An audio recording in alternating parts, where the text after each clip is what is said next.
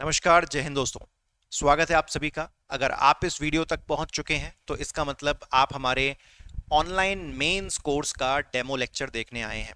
और जिससे पहले कि आप आगे बढ़ें, एक बहुत ही इंपॉर्टेंट मैसेज आप सभी को मेरी तरफ से।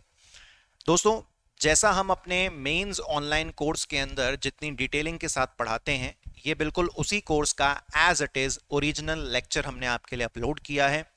और जिस लेवल की डिटेलिंग की आप उम्मीद हमसे ऑनलाइन कोर्स में मेंस के अंदर करते हैं, बिल्कुल उसी लेवल की डिटेलिंग हमने इस लेक्चर में डाली है। तो कृपया करके आप इसको एक YouTube वीडियो की तरह मत देखिएगा जहां पर चीज़ों को जल्दी और फास्ट मैनर में कंप्लीट करवाने की कोशिश की जाती है। आप बिल्कुल ऐसा ही समझिएगा कि अगर आपको एक ऑनलाइन मेंस कोर्स ज्वाइन करना है और बिल्कुल बिगिनर की तरह, बिल्कुल स्क्रैच से, बिल्कुल जीरो से अगर आपको तैयारी शुरू करनी है, तो आपका टीचर किस लेवल से आपको पढ़ाएगा तो वो आपको इस लेक्चर में दोस्तों समझ में आ जाएगा। Thank you very much. Enjoy this mains lecture. इसको पूरा देखिएगा और पूरा देखने के बाद आप ये फैसला कीजिएगा कि क्या मैंने आपकी जो एक्सपेक्टेशंस हैं, क्या उनके साथ मैंने इंसाफ किया। और अगर किया तो मोस्ट वेलकम। जितना जल्दी हो सके मेंस के ऑनलाइन कोर्स को हमारे ऐप पर आके ज्वाइन करिए, क्योंकि 8 महीने बचे हैं। फिर उसके बाद 2025 का प्रीलिम्स और मेंस दोनों हमारे सर पर आके खड़े हो जाएंगे। तो please carry on, continue the demo lecture. चलिए जी, करेंगे स्टार्ट। आज बाकायदा आपका एक बिल्कुल नया सब्जेक्ट जो है शुरू होने वाला है। और आज जो तारीख है, तारीख क्या है? एग्जैक्ट 2024 के एग्जैक्ट कितने महीने बीत गए हैं? 6। तो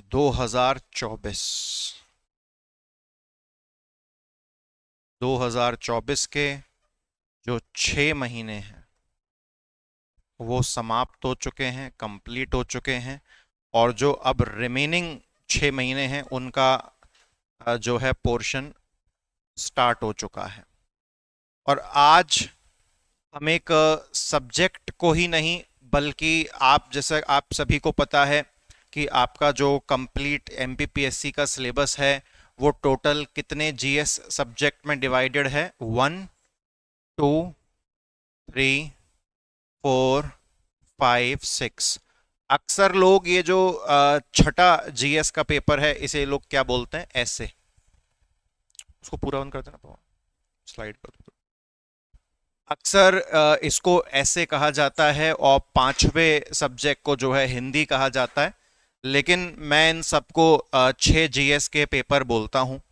और आज मैं जो पोर्शन शुरू कर रहा हूं, आपको आपके पास जो प्रिंट आउट्स मौजूद हैं, मैंने आज आपको पूरा बंडल, सभी के पास पूरा बंडल है, लास्ट तक देख लेना, दी एंड लिखा हुआ है आखिरी पेज पर। कोई कमी, कोई मिस प्रिंट वगैरह तो नहीं? ठीक है।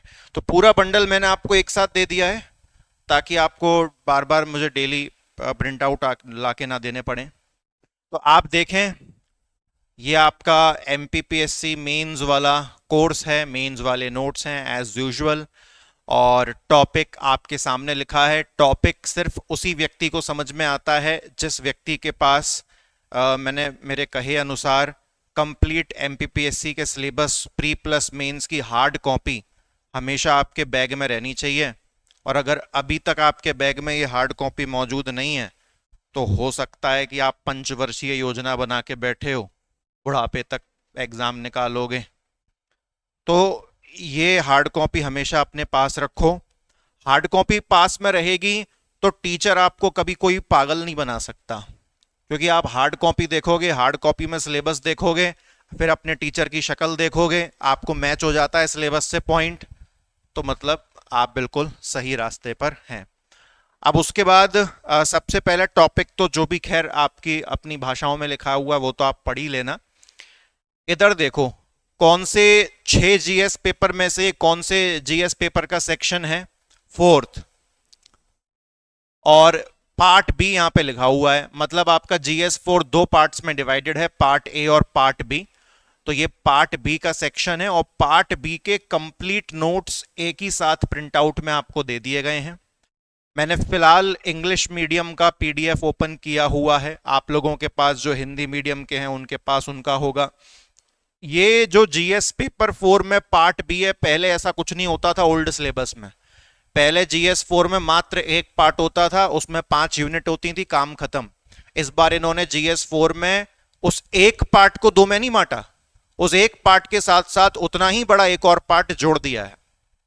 तो यानी कि जीएस 4 जिसको आप सामान्य भाषा में एथिक्स कहते थे, अब वो एथिक्स से बढ़कर और बड़ा हो गया है, डबल उसका सिलेबस हो गया है। ठीक है, तो नए सिलेबस के ये अनुसार है। तो आज आप एक बात समझ लीजिए कि अब जो मैंने जीएस पेपर 4 शुरू करवा दिया, तो अब मैं तभी रुकूंगा जब जीएस पेपर 4 खत्म करवा दूंगा। यानी कि कंप्लीट एथिक्स आपका एक साथ हम फिनिश करेंगे। और मैं कुछ ही दिन में वो प्रिंट आउट करके आपके नोटिस बोर्ड पे भी लगाने वाला हूं कि 31 दिसंबर तक जो जो बचा है मैं कब कब क्या क्या कवर करवाऊंगा, ताकि आपको भी आइडिया रहे। तो जीएस पेपर 4 में हम लोग पार्ट ए से शुरू नहीं कर रहे, हम पार्ट बी से शुरू कर रहे हैं। ये नई चीज है, तो पहले हम इसको कंप्लीट करेंगे। ओके, ठीक है, ये हो गई आपकी बेसिक जानकारी। एक चीज़ और बता दूं आपको, मैंने आपसे अभी कहा कि ये इंग्लिश मीडियम वाली पीडीएफ अभी मेरे सामने है। सेम खास तौर पे जो लोग ऑनलाइन इस लेक्चर को देखेंगे, ऐसा ही सेम एक हिंदी वाली पीडीएफ भी है। मैं दोनों पीडीएफ को एक साथ स्क्रीन पर ओपन नहीं कर सकता, नहीं तो दोनों का फॉन्ट बहुत छोटा छोटा हो जाएगा। तो जो भी विद्यार्थी घर पर बैठ के ऑनलाइन इसको देखें, तो वो अपने पहले इसको प्रिंट करवा लें, और प्रिंट करवाने के बाद जो है फिर लेक्चर को पढ़ना शुरू करें। मैं जस्ट फॉर रेफरेंस आज इंग्लिश मीडियम के नोट्स यहाँ पर ओपन कर रहा हूँ। आप लोग अपने अपने नोट्स में देखते चलिएगा। मैं इसको थोड़ा जूम कर देता हूँ ताकि आपको जो फॉन्ट है वो बड़ा नज़र आए। ठीक है, इतना जूम काफ़ी रहेगा। ओके, तो ये जो पार्ट नंबर बी है, ये टोटल अंदर अपने और 5 यूनिट्स में बटा हुआ है। मैंने वो पांचों यूनिट आपको अलग अलग इसलिए नहीं दिखाई है क्योंकि ये वो सारी पांचों की पांचों यूनिट इसके अंदर है, आपको कहीं कुछ भटकने की जरूरत नहीं है।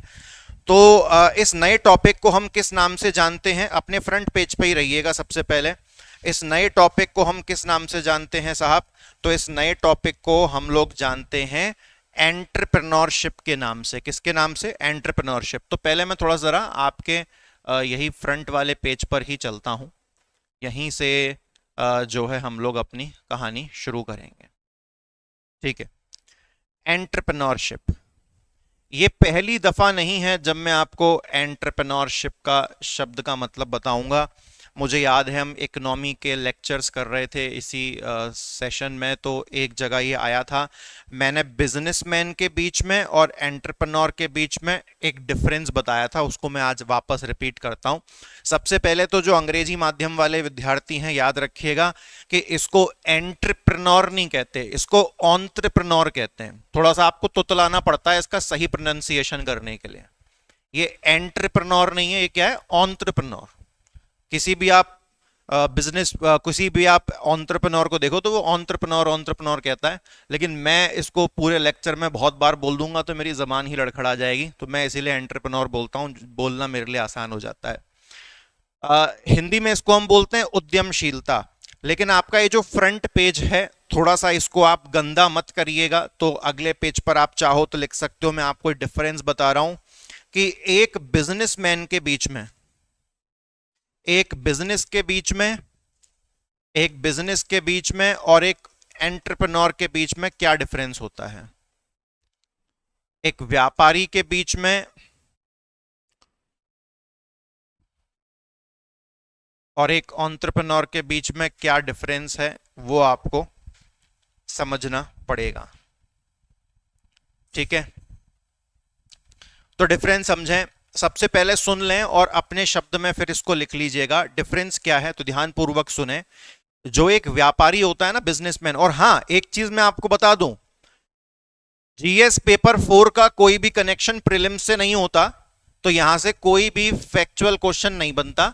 आपका जो दिमाग है वो हमेशा मेंस की पटरी पर दौड़ना चाहिए, यानी कि कंटेंट इस सब्जेक्ट में अपने को ऐसा पढ़ना है पूरी जीएस 4 में जहां से आप बड़े बड़े आंसर लिख सको। ऐसा नहीं है कि यहां से छोटे छोटे आंसर नहीं आएंगे, 2-2 मार्क्स के आंसर नहीं आएंगे। 2-2 मार्क्स के क्वेश्चन आएंगे और इतने टेढ़े आएंगे कि बिल्कुल दिमाग की दही कर देंगे। तो वो दिमाग की दही आपकी ना हो, तो मैं जब तक आपको ये पूरा एंटरप्रेन्योरशिप पढ़ा रहा हूं, बीच बीच में वो 2 मार्क्स के लिए जो भी सामग्री है आपको सप्लीमेंट्री एक्स्ट्रा में देता रहूंगा। वहां से आपके 2 मार्क्स के क्वेश्चन डिजाइन होंगे। तो एक तरफ जो बिजनेसमैन होता है ना, इसको कोई भी क्रिएटिविटी करने की, कोई भी आविष्कार करने की कोई जरूरत नहीं होती। आज आप अपनी एक राशन की दुकान खोल लो, तो क्या वो एक क्रिएटिव चीज है? पहले आज तक किसी ने जीवन में राशन की दुकान नहीं खोली, सब खोल के बैठे हैं। तो आप एक उस परिस्थिति में क्या कहलाओगे? व्यापारी, बिजनेसमैन। आपने रेडीमेड कपड़ों की दुकान खोल ली, तो ये क्या कोई बहुत इनोवेटिव चीज है? आज से पहले किसी ने नहीं खोली क्या? डेफिनेटली खोली है। तो जब भी आप कोई नया आविष्कार नहीं करते हो, या जनता की जो समस्या है उसका आप कोई बड़ा ही नवीनतम तरीका, बड़ा ही इनोवेटिव तरीका नहीं ढूंढने की कोशिश करते हो, तब उस परिस्थिति में आप सिंपल एक क्या कहलाते हो? बिजनेसमैन कहलाते हो। आपने फर्नीचर की दुकान डाल ली, आपने कार का शोरूम खोल लिया। कार का शोरूम खोलना बहुत बड़ी बात है, बहुत पैसा लगता है, लेकिन कोई नई चीज तो है नहीं कि नहीं साहब इंडिया में पहली बार एक ऐसी कंपनी आई है कार की जो पहले कभी नहीं आई थी, हम तो उस नई कंपनी का शोरूम डाल रहे हैं। अरे डाल तो कार का शोरूम ही रहे हो ना, भले ही नई कंपनी का डालो चाहे पुरानी कंपनी का डालो। तो जब तक आपके अंदर किसी भी तरीके का नवीन विचार यानी कि कोई इनोवेटिव आइडिया नहीं है, तब तक आप सिंपल एक क्या कहलाओगे? बिजनेसमैन। दूसरी तरफ जो एक एंटरप्रेन्योर होता है वो कैसे अलग होता है? सबसे पहली बात तो ये एक ऐसा व्यक्ति है जो समाज में लोगों की समस्याओं का सल्यूशन ढूंढता है। आपके नोट्स में मैंने बाकायदा उद्यमशीलता की प्रोसेस डाली है, आगे पढ़ाऊंगा, तो उसमें बाकायदा स्टेप्स हैं कि सबसे पहला काम ही एक एंटरप्रेन्योर का ये है कि आप सबसे पहले क्या ढूंढो? सल्यूशन ढूंढो। पहले आप समाधान निकालो। किस चीज का समाधान? समाज में जो समस्या चल रही है उसका समाधान। जैसे कि शार्क टैंक इंडिया शो में एक बंदा आया, उसने, उसका एक ब्रांड था, उसका नाम था सिपलाइन। तो सिपलाइन क्या है कि अश्नीर ग्रोवर ने उसको बहुत गरियाया। तो जैसे कि आप कहीं पे जाके ग्लास से पानी पीते हो, अब कोविड का जब जमाना गया तो लोगों ने ग्लास से पानी पीना, भैया आप मास्क लगा के घूम रहे हो और आप अनजान किसी जगह पर अपने होठों से ऐसा ग्लास से पानी पी लोगे तो कितनी रिस्क है ये। तो कहां पर क्या बैक्टीरिया, क्या कीटाणु को समझ में नहीं आता। तो उस बंदे ने बड़ा ही सिंपल सा प्रोडक्ट लॉन्च किया। वो प्लास्टिक की ऐसी एक चीज थी जो ग्लास की किनारी पे फिट हो जाती थी। अपनी पॉकेट से निकालो, घर से लेके चलो और ग्लास की किनारी पे उसको फिट कर दो, ताकि आपके जब होठों से आप पानी पियो तो उनका जो संपर्क है वो ग्लास से ना होके वो उस प्लास्टिक की एक लिड से हो जाए। तो इससे क्या हुआ कि आपने ग्लास से संपर्क नहीं किया, आपने वो प्लास्टिक की वो लिड से संपर्क किया जो आप अपने घर से लेके आए थे। समझ रहे हैं आप कहानी को? तो ये एक तरीके का नया आइडिया है। लेकिन इसको क्यों गरियाया गया? इसको इसीलिए गरियाया गया क्योंकि जो सिप लाइन प्रोडक्ट है वो, पहली बात तो आप किसी भी दुकान पे, किसी भी होटल में जाते हो, क्या सारे ग्लास का शेप एक जैसा होता है? कहीं कहीं बाहर टपरी पे चाय पीने जाओगे तो वहां पर तो छोटी छोटी प्याली होती हैं, या हो सकता है डिस्पोजेबल वाली कप हो, तो उस पर इतना बड़ा और वो उसने एक स्टैंडर्ड साइज बनाया हुआ होता है इतना प्लास्टिक का। अब उसे कहां से फिट करोगे आप? चलो डिस्पोजेबल ग्लास तो फ्रेश होता है, नया होता है, उसकी टेंशन नहीं है। लेकिन बाकी आप कॉफी पीने जा रहे हो, कॉफी का प्याला अलग होता है, पानी पीने जा रहे हो, पानी का प्याला अलग होता है, कहीं कहीं पर स्टील के ग्लास का साइज अलग होता है। पंजाब में लस्सी पीने पहुंच जाओ, वहां तो पीतल का ग्लास रहता है, उस पर तो कुछ फिट ही नहीं होगा। और मुझे एक बात बताओ, अगर वो ग्लास गंदा था तभी आप उस पर वो सिप लाइनर लगा रहे हो प्लास्टिक का, और अगर वो ग्लास पहले से ही गंदा था तो उसमें जो भी डलेगा वो तो ऑटोमेटिकली गंदा हो जाएगा। और वो गंदा हो गया तो वो जा तो आपके पेट में ही रहा है ना। तो ये सोल्यूशन कैसे हुआ समस्या का? ये तो बस ऐसा हो गया कि आपके होठ ग्लास को ना छुएं, आपके होठ वो प्लास्टिक के वो लिड को छू जाएं बस। तो आप समझ रहे हो? तो ये सोल्यूशन था नहीं। तो अश्नीर ग्रोवर ने उसको बहुत सुनाया था कि भाई तू क्या कर रहा है, मैंने अपनी जिंदगी में इससे घटिया प्रोडक्ट आज तक कभी नहीं देखा। तो ये सोल्यूशन नहीं हुआ। दूसरा हम विचार करते हैं, आपने लेंसकार्ट कंपनी का नाम सुना है? लेंसकार्ट कंपनी क्या बेचती है? चश्मे बेचती है। अब लेंसकार्ट कंपनी चश्मे बेच रही है तो साहब चश्मे क्या पहले कोई और नहीं बेचता था? बेचता था। चश्मे कितने साल से इंडिया में आ रहे होंगे? कम से कम गिरी से गिरी हालत में 50 साल से तो लोग चश्मे पहन ही रहे हैं इंडिया में। इतने तो गए गुजरी अपनी हालत नहीं है। 24 साल तो यही हो गए। तो 1970 में आज तक किसी ने चश्मा नहीं लगाया होगा। उल्टा पहले के लोग तो चश्मा लगाए बिना फोटो नहीं खिंचाते थे। तो चश्मे बनते आ रहे हैं, नजर का और फैंसी गॉगल सब बनता आ रहा है। तो लेंसकार्ट जो कंपनी है, लेंसकार्ट कंपनी ने, इनके आप आउटलेट देखो कहीं पर, लेंसकार्ट कंपनी का तो बड़ा अच्छा सा लगता है, बहुत तगड़ा आउटलेट बना है, लेकिन बेच तो चश्मा रहे हैं। लेकिन लेंसकार्ट कंपनी का जो फाउंडर है वो खुद को एक एंटरप्रेन्योर बोलता है। और एंटरप्रेन्योर की सही परिभाषा क्या है? कि तुमने कुछ नया किया हो जो आज तक किसी ने नहीं किया हो, तुमने कोई समस्या का सोल्यूशन ढूंढा हो। और चश्मा बेचना कौन सा सोल्यूशन है? तो जिस तरह से वो चश्मे बेचते थे वो अपने आप में एक सोल्यूशन था। पहले उन्होंने अपने फिजिकल आउटलेट इंडिया में ओपन ही नहीं किए थे। लेंसकार्ट वालों ने ऑनलाइन चश्मा बेचते थे। उनका एक 3D सॉफ्टवेयर था, वो आप अपनी शक्ल बस उसके सामने रखो तो वो आपके उस पर सब ग्लास वगैरह सब फिट कर करा के दिखा दिया करता था, और लोग ऑनलाइन मंगाते भी थे। समझ रहे हो आप कहानी को? और भी बहुत से ऐसे कई बिजनेस आइडियाज हैं जिसको हम एंटरप्रेन्योर की कैटेगरी में डाल सकते हैं। ठीक है, मैं बात करता हूं संदीप माहेश्वरी की। संदीप माहेश्वरी को आज आप लोग जानते हो, एक मोटिवेशनल स्पीकर। मैं संदीप माहेश्वरी को उस जमाने से फॉलो कर रहा हूं जब संदीप माहेश्वरी का यूट्यूब पर, नहीं यूट्यूब पर भी नहीं, जब संदीप माहेश्वरी ने अपनी जिंदगी में सबसे पहला लाइफ चेंजिंग सेमिनार, जिसका नाम था, वो एक बेसिकली मोटिवेशनल सेमिनार था, वो उनका पहला सेमिनार था। और उस जमाने में संदीप माहेश्वरी यूट्यूब पे नहीं डालते थे उस चीज को। उस जमाने में उस सेमिनार की सीडी में वो पूरा सेमिनार स्टोर होता था वीडियो फॉर्मेट में, और वो सीडी बाकायदा कोरियर के जरिए आपके घर पे फ्री ऑफ कॉस्ट आती थी। मैं उस टाइम से उनको फॉलो कर रहा हूं। आजकल लोग यूट्यूब से जाने हैं उनको। मैंने फ्री सीडी अपने लिए भी मंगवाई, ना जाने अपने कितने दोस्तों को बताया, उन्होंने मंगवाई, और इस तरीके से फिर वो कहानी चलती रही। कॉलेज में गया तो दिल्ली में उनका एक सेमिनार हुआ था, उसको अटेंड किया। संदीप माहेश्वरी के आप नीचे देखेंगे तो संदीप माहेश्वरी का जो इंट्रो सेक्शन है, वो मोटिवेशनल स्पीकर तो हैं, उसको तो बाद में लिखते हैं, लेकिन पहले वो एक एंटरप्रेन्योर है। तो मतलब उन्होंने कुछ ना कुछ तो नया किया होगा। तो संदीप माहेश्वरी के मतलब कई जगह उन्होंने अपना पैसा लगाया हुआ है। एक एंटरप्रेन्योर जो होता है वो केवल एक बिजनेस में पैसा नहीं लगाता, मल्टीपल बिजनेस में पैसा लगाता है, वो मल्टीपल आइडियाज में वो पैसा लगाता है। अभी आऊंगा सबसे बड़े एंटरप्रेन्योर पे जिसने इंडिया पे पूरी तरीके से कब्जा कर लिया है, ओला, रैपिडो, जोमैटो, स्विगी, इंस्टामार्ट। ये तो आप सबने सुना है, खूब दबा के खींचा खाया भी होगा। तो अभी इस पर हम आएंगे। ये तो बहुत मस्त लेवल का एंटरप्रेन्योरशिप है। तो संदीप माहेश्वरी ने, आप संदीप माहेश्वरी के बारे में अगर मैं आपको बताऊं कि वो एंटरप्रेन्योर कैसे हैं, क्यों हैं, तो एक ज़माने में उनके पास इतना पैसा था कि वो फोटोकॉपी की दुकान चलाते थे। उनके फैमिली की फोटोकॉपी की शॉप थी, ऐसी कंडीशन थी। उसके बाद बंदे ने एक वर्ल्ड रिकॉर्ड क्रिएट किया था फोटोग्राफी में।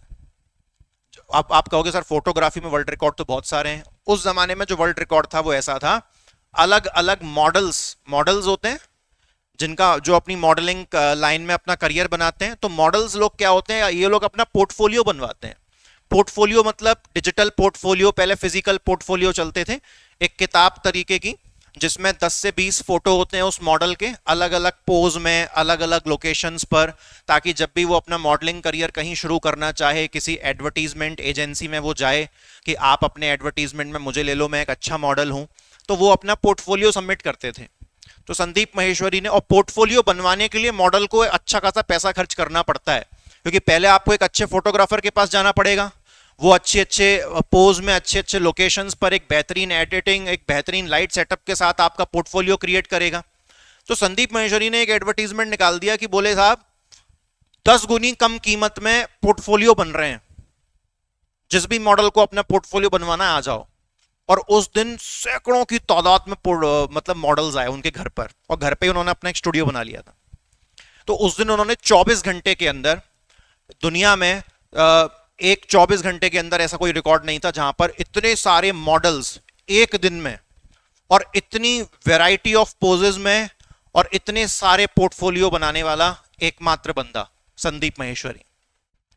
तब से उनको जाना गया और आज की डेट में वो बंदा अपने किसी भी, जो लोग मोटिवेशनल स्पीकर होते हैं ना, वो अपना एक सेमिनार का आपको पता भी नहीं कितना कितना पैसा लेते हैं। एक खोखा लेते हैं कम से कम 1 CR एक सेमिनार का। और संदीप माहेश्वरी ने ना जाने आज तक कम से कम अपने 300-400 खोखे डुबा दिए हैं। एक चवन्नी ले ली, उल्टा एसेसरीज देते हैं सेमिनार के दौरान। तो आप समझ रहे हैं क्या कहना चाह रहा हूं मैं। तो उसके बाद अब वो उनके पास इतना पैसा कहां से आता है। आज की डेट में आप अपने आसपास जितने भी एडवर्टीजमेंट देखते हो, जितने भी बैनर देखते हो, अगर मैं ये कहूं कि उसमें से 70% बैनर संदीप माहेश्वरी की कंपनी इमेजेस बाजार बनाती है, तो कितने परसेंट? 70%। उसमें जो आप मॉडल्स देखते हो, जो एडवर्टीजमेंट के आप टीवी पे शूट्स देखते हो, उसमें से 70% संदीप माहेश्वरी की कंपनी इमेजेस बाजार के कंट्रोल में है। मतलब बंदा बहुत पैसे वाला है और उसको पैसे का लालच नहीं है, उसको नॉलेज की कद्र है। ऐसी कहानी। तो वो एक एंटरप्रेन्योरशिप वाली कैटेगरी हो गई, बंदा नए काम कर रहा है। जोमेटो के बारे में किसी ने आज तक सोचा था? क्या जोमेटो के आने से पहले खाना घर पे नहीं आता था? क्या जोमेटो के आने से पहले खाना घर पे कभी नहीं आता था? मुझे आपको एग्जांपल्स देने पड़ेंगे क्योंकि आज आप एक नया सब्जेक्ट शुरू कर रहे हो। गलत लाइन में कूद गए तो पूरा सब्जेक्ट समझ में नहीं आएगा आपको। जोमेटो से पहले खाना घर पे आया करता था। जोमेटो कब आया होगा दोस्त इंडिया में? मैं समझता हूं 2018 के आसपास लोगों ने यूज करना शुरू किया था जोमेटो।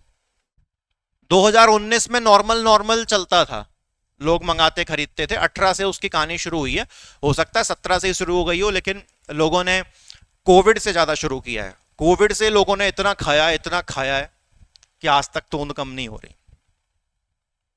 मैं भी उसमें शुमार हूं एक। तो आप ये समझिए, जोमेटो से पहले अगर खाना घर पे लाना है तो आपके घर से कोई बंदा जाएगा, होटल से खाना पैक कराएगा और उसको आपके घर पे लेके आएगा। आप भी कई दफा डोसा, चाउमीन जरूर लाए होंगे। इसमें चाउमीन तो सबसे नंबर 1 पर डाल रहा हूं मैं, सबके घरों में पैक होकर चाउमीन आती। जोमेटो ने क्या किया कि इस देश के सारे रेस्टोरेंट्स को एक चेन में बांधा जो आज तक कोई सोच भी नहीं पाया था। क्या किया? सिंपल, एक चेन में बांध दिया और उन रेस्टोरेंट्स को यह कहा कि हमारी कंपनी के पास एक बहुत तगड़ा सॉफ्टवेयर है और तुम्हें कुछ नहीं करना, तुम्हें अपने रेस्टोरेंट का नाम हमारे सॉफ्टवेयर पर रजिस्टर करना है और तुम जो भी सामान बेचते हो उसकी लिस्ट हमारे ऐप पर तुम्हें डालनी है। हमारी टीम से एक बंदा आएगा, तुम्हारी मदद करेगा, उसको बता देना और हम अपने सॉफ्टवेयर पर तुम्हारे रेस्टोरेंट का नाम, तुम क्या क्या खाना खिलाते हो, वो सब कुछ, और हमारी तरफ से बंदा भी आएगा, तुम हर डिश का एक एक फोटो खिंचवा देना।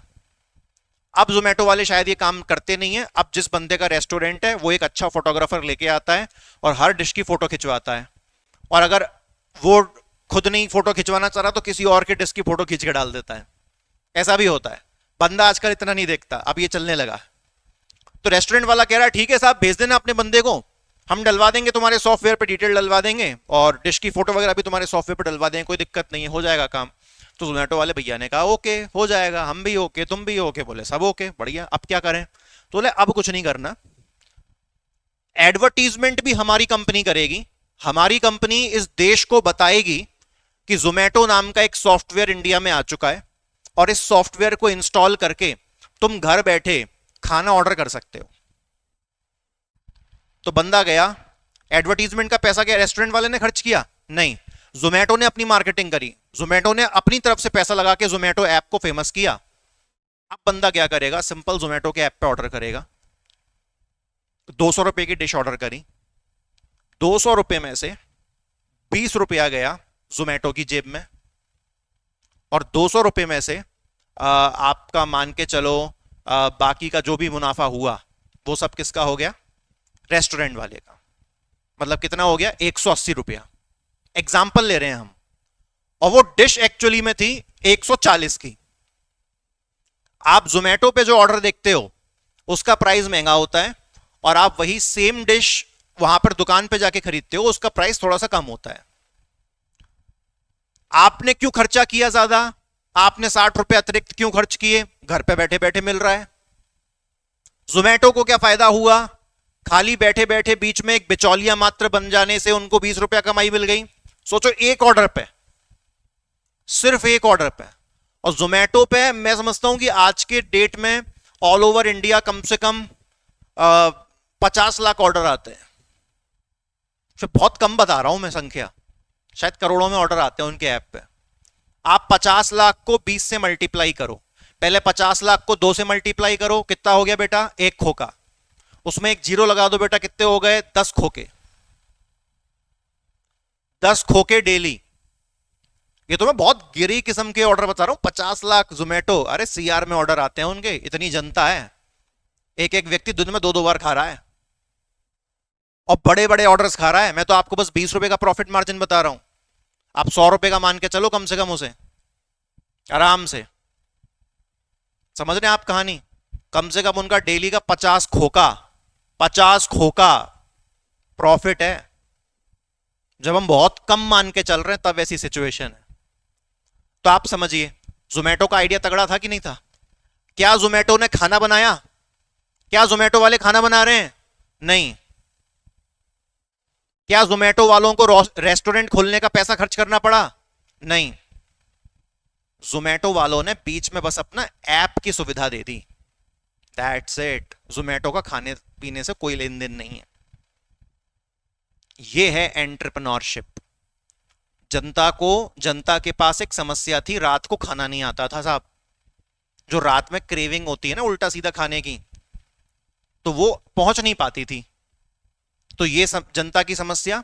और एक अच्छे एंटरप्रेन्योर की क्या खासियत कि सबसे पहले वो जनता की समस्या का समाधान ढूंढता है।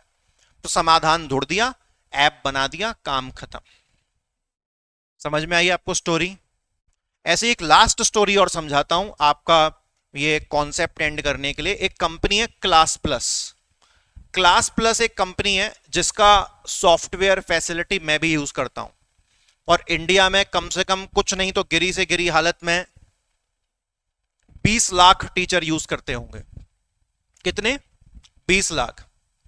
और हम सालाना अच्छा खासा रुपया उनको पे करते हैं उनका सॉफ्टवेयर यूज करने। मान के चलो मैंने सालाना उनको 50,000 रुपए दिए। कितने?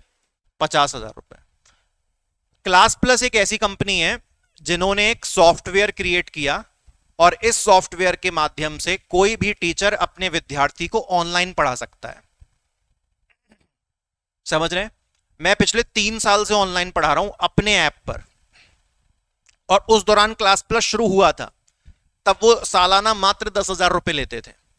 मैंने अब तो 50,000 आपको बस एक एग्जांपल दिया है, अमाउंट बहुत हाइयर है। तो आप ये समझ लो कि अगर इस कंपनी ने क्या किया, बस एक सॉफ्टवेयर बनाया, यहां से टीचर को उठाया और बोला कि साहब तुम हमारा सॉफ्टवेयर यूज करो, और तुम्हारे स्टूडेंट्स की जो समस्या है वो भी सॉल्व हो जाएगी, तुम भी उनको ऑनलाइन पढ़ा सकोगे, और बदले में तुम हमको एक फीस पे कर देना। तो बस एक कंपनी एक अच्छा सॉफ्टवेयर बनाती है और इस इंडिया के सारे टीचरों से पैसा कमाती है। और इस पूरी प्रोसेस में क्या टीचर की प्रॉब्लम का सोल्यूशन नहीं हुआ? हो गया। टीचर चाहता था कि मैं अपने विद्यार्थियों तक ऑनलाइन पहुंचूं, बिल्कुल चाहता था, मैं भी चाहता था, मेरी तरह और भी शिक्षक चाहते थे। और क्या स्टूडेंट नहीं चाहता था कि जिस टीचर को वो पसंद करता है उसको वो ऑनलाइन देख सके, ऑनलाइन पढ़ सके? बिल्कुल चाहता था। और अगर ये क्लास प्लस नामक कंपनी नहीं होती ना, तो ऐसा नहीं है कि केवल क्लास प्लस है, इनकी तरह बहुत सारी कंपनीज है। ऐसी टॉप कंपनीज इंडिया में कम से कम 10 से 20 होंगी, बड़ी बड़ी वाली। अगर ये क्लास प्लस नामक कंपनी नहीं होती तो हर टीचर को अपना खुद का ऐप बनाना पड़ता, बिल्कुल स्क्रैच से। और उसमें आपको पता है कितना पैसा खर्च होता है? कितना होता होगा, चलो अंदाजा लगाओ। अगर एक टीचर को एक अच्छा ऐप बनाना है बिल्कुल स्क्रैच से, 1 लाख? कितना? 10 लाख, 20 लाख, 40 लाख, 50 लाख, 90 लाख, एक खोखा। एक अच्छा ऐप बनाने के लिए एक खोखा तक लग जाता है, जब आप सालाना बढ़िया तगड़ी मेंटेनेंस दो। और जो क्लास प्लस कंपनी ने जो ऐप बनाया है, भाई मैं गजब फोकट में उनका एडवर्टीजमेंट कर रहा हूं, देखो आज वो तो एग्जाम्पल समझा रहा हूं तो उनका एडवर्टीजमेंट हो रहा है। और class plus company almost unicorn बनने वाली है, यानी कि शायद बन भी चुकी है। मतलब 8,000 करोड़ की कंपनी। कितने करोड़ की? 8,000 करोड़ की। तो मतलब सोचो वो जितना पैसा अपने ऐप और अपनी टेक्नोलॉजी में लगा रहे हैं, क्या एक टीचर लगा पाता? अरे 8,000 करोड़ तो कोई बड़ा नेता है वो भी नहीं लगा पाएगा। शाहरुख खान की हो सकता है कुल संपत्ति वो 8,000 करोड़, पेपर में तो 5,000 करोड़ दिखाई देती है। मतलब असंभव है, नहीं कर सकता। तो इस कंपनी ने सोल्यूशन दिया। तो ये होता है दोस्त एंटरप्रेन्योर। इलॉन मस्क टेस्ला बना दिया, ईवी गाड़ी बना दी। लोग पागल कहते थे उसको, आज देखो। आज केंद्र सरकार, सेंट्रल गवर्नमेंट खुद कहती है, नितिन गडकरी भाई साहब खुद कहते हैं कि साहब अगले 20 साल में इंडिया के अंदर सिर्फ इलेक्ट्रिक व्हीकल ही दौड़ेंगे, डीजल पेट्रोल खत्म किए जाएंगे 100% तरीके से। तो तब सोचो इलॉन मस्क की वो टेस्ला कार की कितनी डिमांड होगी, जबर वाली। और ऑलरेडी इंडिया में महिंद्रा और टाटा इन दोनों ने अपने इलेक्ट्रिक व्हीकल्स लॉन्च कर दिए हैं। इंडिया का सबसे बड़ा ऑटोमोबाइल जो कंपनी मानी जाती है, जिसकी गाड़ियां सबसे ज्यादा लोग खरीदते हैं, कौन? मारुति सुजुकी। उन्होंने अभी तक एक भी इलेक्ट्रिक व्हीकल लॉन्च नहीं किया। वो अपनी ही दुनिया में चलते हैं, मारुति वाले अपनी दुनिया में चलते हैं, क्योंकि उनको पता है कि अपनी गाड़ी बंदा सपने में भी खरीदेगा, उन्हें टेंशन नहीं है। आज से 4 साल पहले मारुति ने डीजल इंजन बनाना बंद कर दिया, और जो लोग बड़ी बड़ी गाड़ियां चलाना पसंद करते हैं उनको डीजल इंजन के बिना मजा ही नहीं आता। सारी बड़ी गाड़ी में डीजल इंजन होता है, उन्होंने बंद कर दिया। सबने कहा कैसा पागलपन का डिसीजन है, सेल्स डाउन होगी। उल्टा सेल्स 4 गुना बढ़ गई। तो आप मतलब ये दिमाग भी तगड़ा होना चाहिए। तो ये मैंने आपको दूसरी खासियत बताई है एक एंटरप्रेन्योर की। पहली खासियत बताइए, एक सच्चे एंटरप्रेन्योर की पहली खासियत क्या है? कि वो समस्या का समाधान ढूंढता है, सॉल्यूशन। याद रखिएगा, पहली विशेषता है। चैप्टर आपका चालू हो चुका है, ये पहली विशेषता है। दूसरा, रिस्क लेने से कभी ना रुकना, ऑलवेज रिस्क टेकिंग। अगर आप रिस्क टेकिंग नहीं हो तो आप एक एंटरप्रेन्योर बन ही नहीं सकते। एक व्यापारी इतनी जल्दी ग्रोथ नहीं करता। व्यापारी जवानी से लेके बुढ़ापे में आ जाता है, तब जाके ग्रोथ कर पाता है। एक एंटरप्रेन्योर 5 साल के भीतर ऐसा बन जाता है कि व्यापारी 100 साल में भी ना बन पाएगा। आप इतने सारे एंटरप्रेन्योर देखते हो, कितने यंग यंग हैं ये लोग। जोमेटो का फाउंडर देखो, लेंसकार्ट का फाउंडर कितने उम्र का होगा? वो मुश्किल से होगा शायद वो 27-28 साल का होगा। वो लगते बड़े हैं ये लोग, क्योंकि रहते उस तरीके से हैं। 27-28 साल का, हजारों करोड़ की कंपनी लेके बैठा है। और जो लोग कुछ नहीं करते, केवल मोबाइल चला के कमेंट पे ज्ञान देते हैं लोगों को, वो लोग कहते हैं अरे लॉस में चल रहा है। अबे वो लॉस में चलेगा ना, तब भी तुमसे 100 गुना आगे चलेगा। तो मतलब इंडिया के लोग तो पहले ही वो एक टैग तो देने में माहिर हैं ही, खैर उसमें तो कोई डाउट ही नहीं है। तो ये एंटरप्रेन्योर्स की खासियत है कि पहले सोल्यूशन ढूंढो, दूसरा आप क्या लो, रिस्क लेने से कभी ना डरो। ठीक है, समझ गए अब आप? तो बिजनेसमैन और एंटरप्रेन्योर के बीच में एक सबसे बड़ा डिफरेंस आप ये लिख लीजिए कि जो व्यापारी होता है ये एक ऑलरेडी एग्जिस्टिंग आइडिया के ऊपर अपना बिजनेस करता है। यानी कि पहले से ही वो चीज अस्तित्व में है और ये उसी चीज का व्यापार करता है। एक बिजनेसमैन क्या करता है कि एक ऑलरेडी एग्जिस्टिंग आइडिया के ऊपर अपना बिजनेस शुरू करता है। बिजनेसमैन क्या कर रहा है कि एक ऑलरेडी एग्जिस्टिंग आइडिया के ऊपर अपना बिजनेस स्टार्ट करता है। एक ऑलरेडी एग्जिस्टिंग आइडिया पर अपना बिजनेस स्टार्ट करता है, यानी कि जो विचार पहले से ही अस्तित्व में है उसी के आधार पर वो अपना व्यापार शुरू करता है। ठीक है, लेकिन दूसरी ओर जो उद्यमी होता है, जो एंटरप्रेन्योर होता है, वो क्या करता है कि ये अपना जो ये हमेशा एक कोई भी एंटरप्रेन्योर है वो क्या करता है, always always work on a always work on a creative idea. ये हमेशा एक नवीनतम विचार पर काम करता है। एंटरप्रेन्योर जो होता है वो always work on a creative idea, कि हमेशा एक नवीनतम विचार पर काम करता है। ठीक है, ऐसा नहीं है कि एक बिजनेसमैन रिस्क टेकिंग नहीं होता, बिजनेसमैन भी रिस्क लेता है, परंतु एक एंटरप्रेन्योर जितनी रिस्क लेता है उतनी रिस्क कोई नहीं लेता। ये तो ऐसी रिस्क लेते हैं कि भैया ठीक है, होगा, देखा जाएगा, कल क्या है उसको नहीं टेंशन लेना, जो आज है उसको मैं चलना। और बिजनेसमैन की सोच क्या होती है कि कम से कम 1 साल तक का सोच के चलो, वो बिजनेसमैन हो गया। समझ रहे हैं आप कहानी?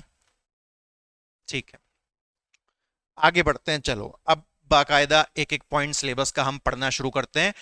शुरुआत के 6, 7, 8 पेज कम से कम आपको ऐसा लगेगा कि हर हेडिंग सेम है, हर हेडिंग एक जैसी बात कर रही है, और लगने दो, कोई दिक्कत नहीं है। लेकिन मैं पता है इसमें आपको सबसे पहले स्टार्ट करवाऊंगा एंटरप्रेन्योरशिप की जो प्रोसेस है वो स्टार्ट करवाते हैं आपको हम सबसे पहले। इसमें आ जाओ, एक स्टेप नंबर 1।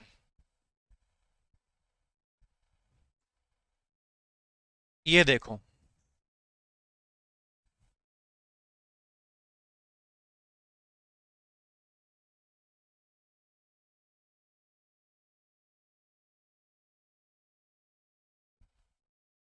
ये आ गई प्रोसेस ऑफ एंटरप्रेन्योरशिप।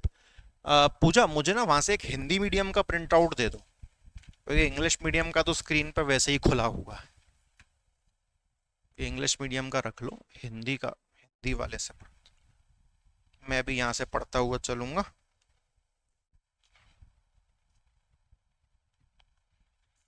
ठीक है, तो ये हिंदी में लिखा हुआ है उद्यमशीलता की प्रक्रिया। मिल गई आपको सभी को? 3-4 पेज बाद ही मिल जाएगा ये, जिसमें सबसे पहला जो है स्टेप है वो क्या है, आइडिया जनरेशन। हिंदी में भी इसको आइडिया जनरेशन लिखा है।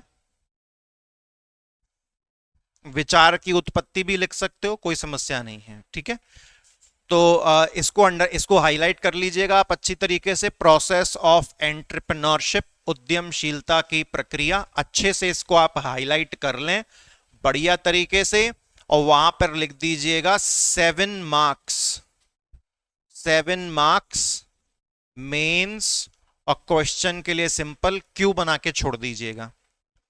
तो उद्यमशीलता की जो प्रक्रिया है उसमें जो सबसे पहला स्टेप है वो क्या है कि सबसे पहले तो आप एक विचार लेके आओ दिमाग में। क्या बिना किसी विचार के कुछ खड़ा कर लोगे आप आगे जाके? क्या कोई बिजनेस स्टार्ट कर सकते हो? मैं अगर जब भी बोलूं बिजनेस, तो आप ये समझ जाओ कि मैं वो बिजनेस वाला बिजनेस नहीं बोल रहा, वो एंटरप्रेन्योरशिप वाला बिजनेस बोल रहा हूं। समझ गए ना कहानी को? तो आपको कल को एक एंटरप्रेन्योर बनना है, तो आपके पास अगर आइडिया ही नहीं है, कोई विचार ही आपके पास नहीं है, तो आप कैसे काम करोगे? तो आप सबसे पहला तो वही वाला पॉइंट पढ़ लीजिए। ठीक है, वही वाला पॉइंट आप पढ़ लें। जैसे कि इसमें एक शब्द लिखा हुआ है ब्रेनस्टॉर्मिंग, और आपके हिंदी के नोट्स में लिखा हुआ है विचार मंथन। विचार मंथन, मैं आपको बता भी देता हूं विचार मंथन और ब्रेनस्टॉर्मिंग का मतलब क्या होता है। देखो, जब आपको एक आइडिया जनरेट करना होता है ना, तो आइडिया क्या यूं ही बैठे बैठे आ जाता है? जो यूं ही बैठे बैठे आ जाता है, पहली बात तो वो सही आइडिया नहीं है। जो यूं ही बैठे बैठे आ गया, बैठे बैठे हमको दिन में कम से कम 50 आइडिया आते हैं, तो आप 50 के ऊपर अपना व्यापार नहीं खड़ा कर सकते। तो इसके लिए आपको क्या करना पड़ेगा? ब्रेनस्टॉर्मिंग करनी पड़ेगी, विचार मंथन करना पड़ेगा। ब्रेनस्टॉर्मिंग कैसे होती है बता दूं। ब्रेनस्टॉर्मिंग करने के लिए, विचार मंथन करने के लिए पहले कुछ लोगों का एक ग्रुप होना चाहिए। जैसे आप लोग साथ में बैठे हो और मैं अभी आप लोगों को बोल दूं कि इस फलानी कैटेगरी के ऊपर कुछ एक आइडिया जनरेट करो, आपस में सोचो, विचार विमर्श करो, कोई एक आइडिया देगा, दूसरा एक आइडिया देगा, फिर तीसरा कहेगा तुम्हारे आइडिया में ये समस्या है, चौथा कहेगा कि तुम्हारे आइडिया में ये अच्छा है। तो अंत में आप सभी मिलके एक ऐसे विचार पर आ जाओगे जो सबसे बेस्ट होगा। और ब्रेनस्टॉर्मिंग करने के लिए जरूरी नहीं है कि 10 लोगों का ग्रुप होना चाहिए, जरूरी नहीं है कि 5 लोगों का ग्रुप होना चाहिए और वो पांचों के पांचों बहुत एक्सपीरियंस्ड होने चाहिए। नहीं, आप हो सकता है अपने परिवार के साथ बैठ के ब्रेनस्टॉर्मिंग कर रहे हो, विचार मंथन कर रहे हो, लेकिन ब्रेनस्टॉर्मिंग कभी भी जनरली अकेले नहीं होती है।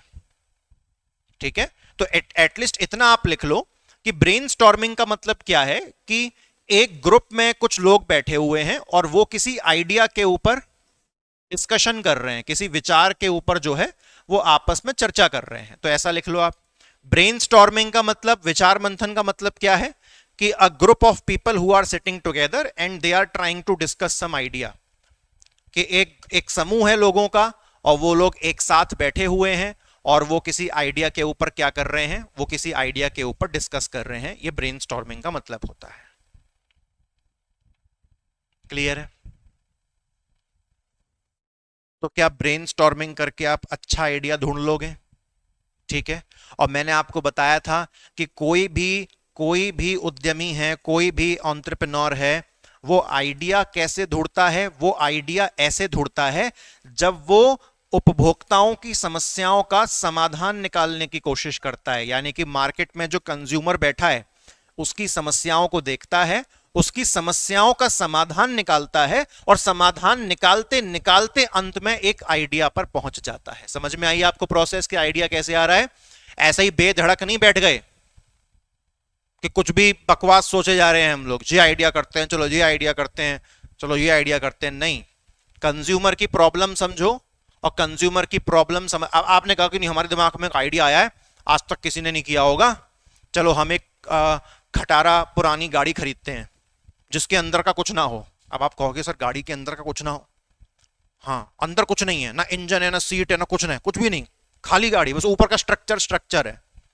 उसकी आगे का बोनट खोलेंगे, नीचे कोयले डाल देंगे, ऊपर ग्रिल लगा लेंगे और वहां पर फिर पनीर फ्राई करके ग्रिल करके बेचेंगे। आज तक किसी ने गाड़ी का बोनट खोल के पनीर ग्रिल नहीं किया होगा। हमारा ऐसा सेटअप होगा, लोग देखेंगे और देखो गाड़ी के बोनट में पनीर ग्रिल हो रहा है, क्या बात है। आपने कहा कि यार मैं एक ऐसा रेस्टोरेंट खोलूंगा, अभी एक बंदे ने खोला है, कहां पर खोला है, बेंगलोर में खोला है, घोस्ट थीम। आप उस रेस्टोरेंट में जाओ, आपकी डर के मारे हालत खराब हो जाएगी। ऐसे ऐसे भूत प्रेतों का उन्होंने स्ट्रक्चर बनाया हुआ है और वहां बैठ के एक बिल्कुल प्रेत किस्म की बनावट में एक वेटर आता है, आपका ऑर्डर लेता है, आड़े टेढ़े तरीके से बात करता है, मतलब बदतमीजी में नहीं, भूत की आवाज में आपका ऑर्डर लेता है। ऑर्डर के नाम भी ऐसे भूतिया स्टाइल में है और आगे फिर उनका ब्रैकेट में सच्चा नाम लिखा हुआ है। तो सोच के चलो एक चुड़ैल आ रही है, आपसे ऑर्डर पूछती है कि कितने खून के गिलास पियोगे, मतलब वो पूछ रही है कि शरबत कितना पियोगे। और फिर वो दूसरा एक वेम्पायर आता है बड़े बड़े दांतों का, वो आपका ऑर्डर लेके आता है, बटर नान, दाल मखनी, शाही पनीर, मलाई कोफ्ता। तो क्या ये एंटरप्रेन्योर है? नहीं साहब, रेस्टोरेंट बहुतों ने खोले हैं, उसमें भूत बैठा देना एंटरप्रेन्योर नहीं है, ये जस्ट एक बिजनेस आइडिया है, दैट्स इट। तो आप समझ जाओ एक सच्चा एंटरप्रेन्योर क्या करेगा, कंज्यूमर की प्रॉब्लम देखेगा और उसका सल्यूशन ढूंढते ढूंढते वो अंत में एक काय पर पहुंच जाएगा, एक आइडिया पर, एक विचार पर पहुंच जाएगा। तो मैं इसको क्या लिख रहा हूं, एक एंटरप्रेन्योर, एक एंटरप्रेन्योर, एक उद्यमी, ये क्या करेगा, ये उपभोक्ताओं की समस्या देखेगा, ये उपभोक्ताओं की समस्या देखेगा, ये कंज्यूमर की प्रॉब्लम देखेगा। आज थोड़ी सी स्पीड रखूंगा नॉर्मल, ताकि आप ढल जाओ सब्जेक्ट में, कल से बना दूंगा फिर इसको गतिमान एक्सप्रेस। तो एक एंटरप्रेन्योर, एक एंटरप्रेन्योर ये सबसे पहले, एक एंटरप्रेन्योर, एक उद्यमी ये सबसे पहले कंज्यूमर की प्रॉब्लम को देखेगा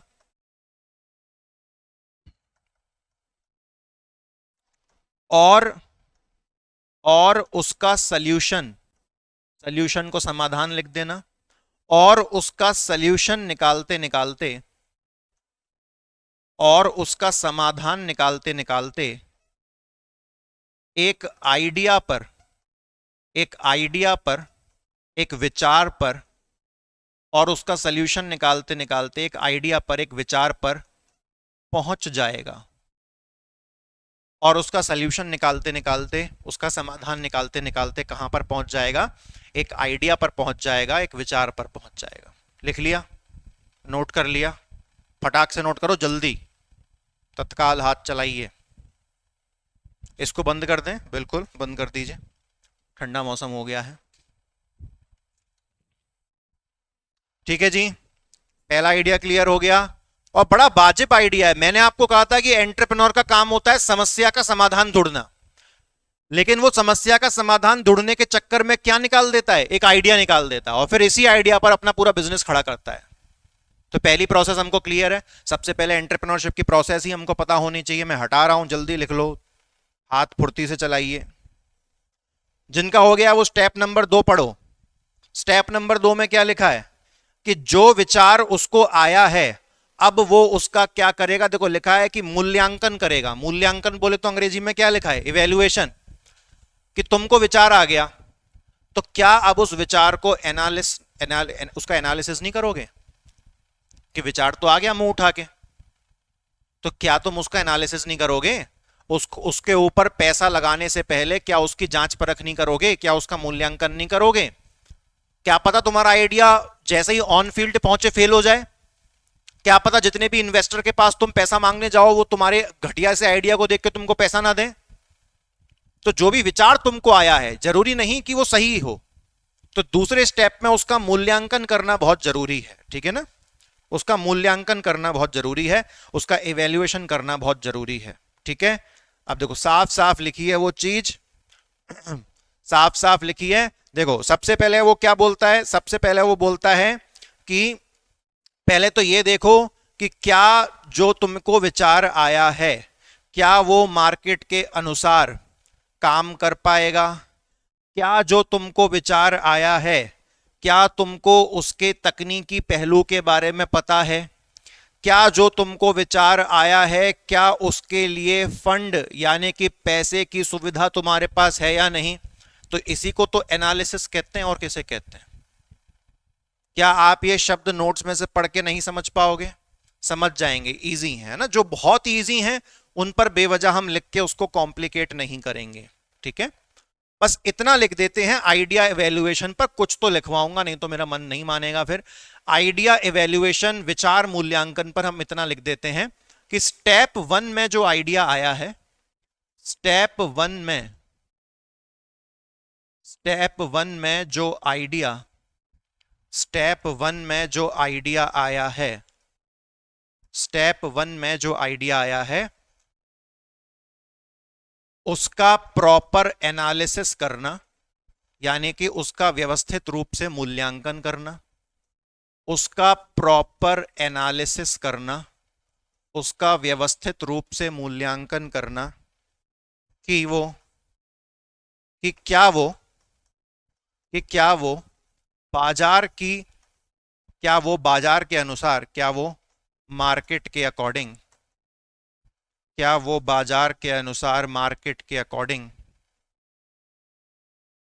प्रैक्टिकल है या नहीं?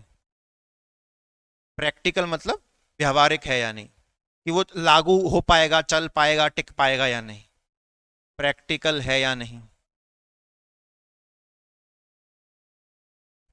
और इस आइडिया को चलाने के लिए, और इस आइडिया को चलाने के लिए, और इस आइडिया को चलाने के लिए, और इस आइडिया को चलाने के लिए टेक्निकल पहलू यानी कि टेक्निकल एस्पेक्ट पता है या नहीं?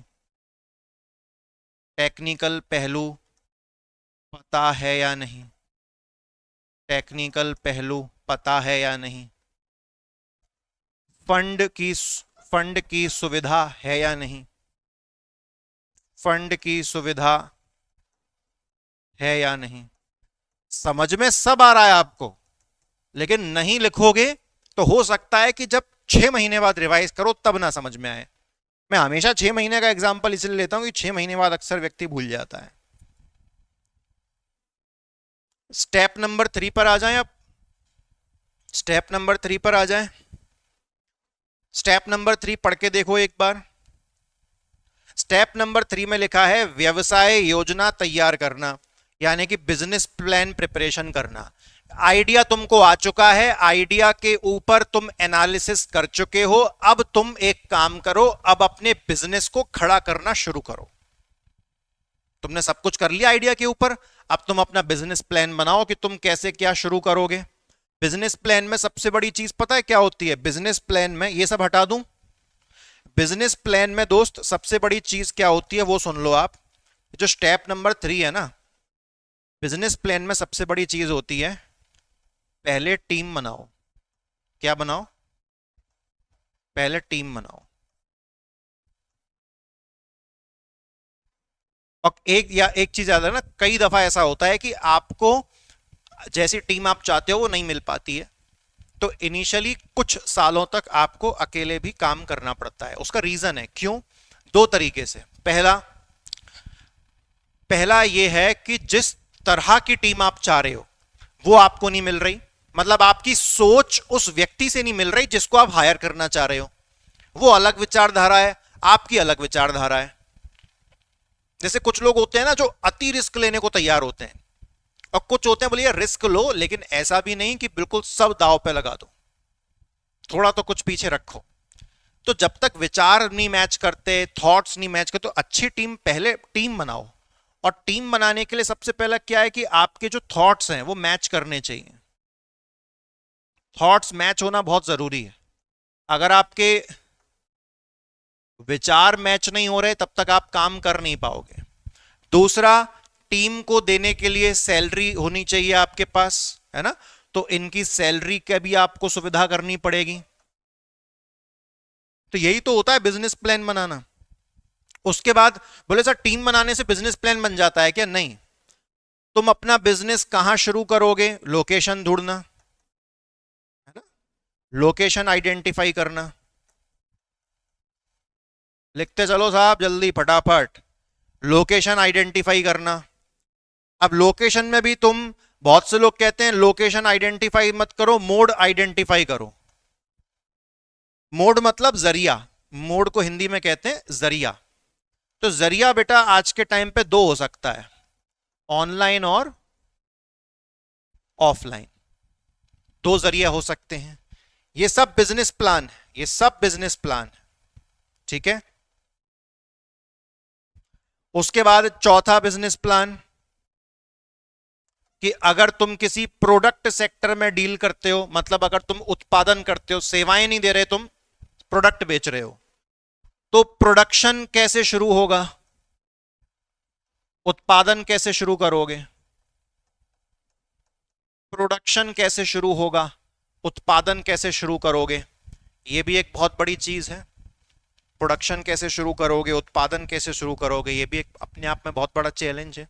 बस यही आपके नोट्स में लिखा है, उसी को मैंने 4 पॉइंट में इजी करके लिखवा दिया है कि नोट्स का एग्जैक्ट नहीं लिखना, तो ये लिख के आ जाना, काम हो जाएगा। ठीक है? याद रखना ये एक्चुअल में अभी सब कुछ किया नहीं है, बस डिसाइड किया है। प्लान बनना है, प्लान बन रहा है, काम अभी चालू हुआ नहीं है। क्योंकि जो लास्ट में जो चौथा स्टेप है वो यही है कि उस चीज को लागू करना, उसका क्रियान्वयन करना, इंप्लीमेंटेशन करना। स्टेप नंबर 4 एंटरप्रेन्योरशिप प्रोसेस का यही है कि आप उसको लागू कर दीजिए, आप उसको इंप्लीमेंट कर दीजिए। ये मैं हटा दूं, ठीक है? तो चौथा स्टेप देख लें, और मैं समझता हूं कि जो इसका चौथा स्टेप है वो इसका फाइनल स्टेप है ना? जी हां, जो इसका चौथा स्टेप है दोस्तों वो इसका फाइनल स्टेप है, कि यानी कि क्रियान्वयन करना। आपके हिंदी में लिखा हुआ कार्यान्वयन करना, तो कुछ भी कह लीजिए, कोई दिक्कत नहीं है। बेसिकली इंप्लीमेंटेशन करना, लागू करना, इंप्लीमेंटेशन करना, लागू करना। इसका मतलब क्या हुआ दोस्त, कि स्टेप नंबर 1, 2 और 3, स्टेप नंबर 1, 2 और 3 में आपने जो कुछ भी प्लान किया है, स्टेप नंबर 1, 2, 3 में आपने आपने जो कुछ भी प्लान किया है, आपने जो कुछ भी प्लान किया है, आपने जो कुछ भी प्लान किया है, अब उसको अब उसको अप्लाई करना है। अब उसको क्या करना है? अब उसको लागू करना है, अब उसको अप्लाई करना है। ठीक है। उसके बाद आपके ये जो नोट्स हैं उसमें उन्होंने नीचे एक टेबल बनाई हुई है और वो पूरी टेबल क्या है? एक समरी है। ठीक है। तो आप एग्जाम में वो टेबल भी ड्रॉ कर सकते हो, लेकिन अगर 7 मार्क्स का प्रश्न आ जाए तो जो टेबल है उसको एक फ्लो चार्ट में कन्वर्ट कर देना। समझ गए ना बात को? टेबल समझाओ मत, पहले सिंपल क्या करो, पहले सिंपल एक फ्लो चार्ट बना दो साहब। बोले प्रोसेस पूछना चाह रहे हो ना, प्रोसेस पूछना चाह रहे हो ना, तो ये रही प्रोसेस। इस प्रोसेस में स्टेप 1 ये होगा, स्टेप 2 ये होगा, स्टेप 3 ये होगा, स्टेप 4 होगा। हर स्टेप का नाम लिख दो। सबसे पहले आइडिया जनरेट करेंगे, दूसरी बात फिर हम उस आइडिया का मूल्यांकन करेंगे, एनालिसिस। तीसरे में हम क्या करेंगे? अपनी बिजनेस की रणनीति बनाएंगे, बिजनेस प्लान बनाएंगे। और चौथे में जाके हम उसको इंप्लीमेंट कर देंगे, उसको लागू कर देंगे। नाम नाम लिखा, फ्लो चार्ट तैयार। अब उस फ्लो चार्ट के बाद हर स्टेप को क्या कर दो? एक्सप्लेन कर दो। 7 मार्क्स का आंसर रेडी है। Is it clear? आपको हमेशा इतना दिमाग लगाते रहना है। अब तो ये बहुत बेसिक दिमाग हो गया है, अब तो लगाना बहुत जरूरी है साहब। तो अब हम एंटरप्रेन्योरशिप की पूरी प्रोसेस पढ़ चुके हैं। अब आप लोग आ जाइए अपने जो आपका पहला पन्ना था, फर्स्ट पेज पर आप लोग आ जाएं। वहां से फिर अब हम सीक्वेंस में स्टार्ट करते हैं। ठीक है, चलो।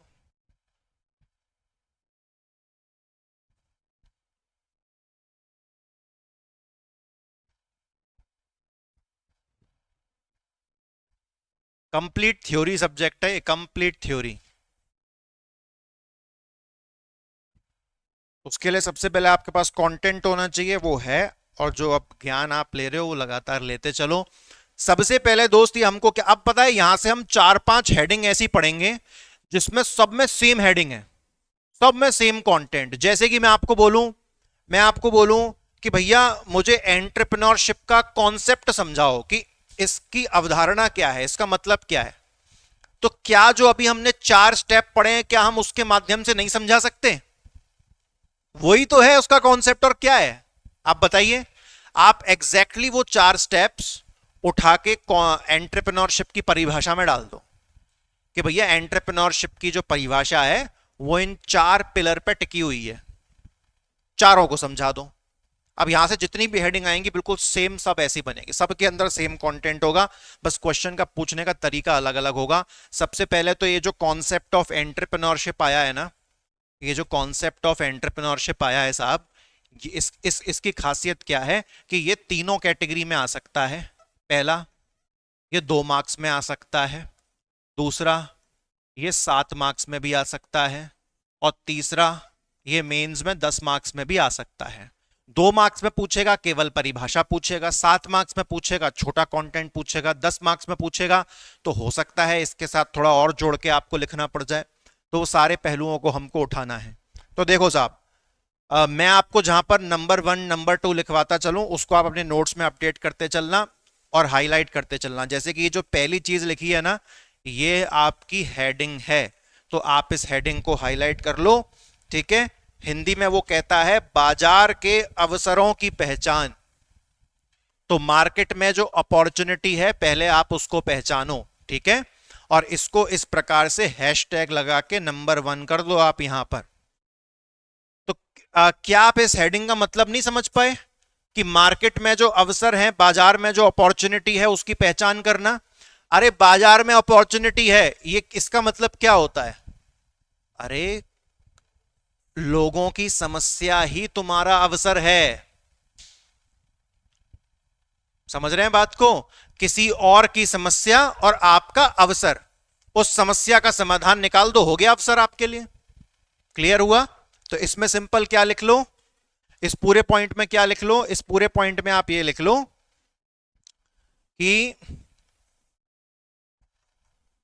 मार्केट में कंज्यूमर की जो प्रॉब्लम होती है वही एक एंटरप्रेन्योर के लिए अपॉर्चुनिटी होती है। लिखिए, मार्केट में कंज्यूमर की जो प्रॉब्लम होती है वही एक एंटरप्रेन्योर के लिए अपॉर्चुनिटी होती है। बाजार में किसी उपभोक्ता की जो समस्या है वही उद्यमी का अवसर है।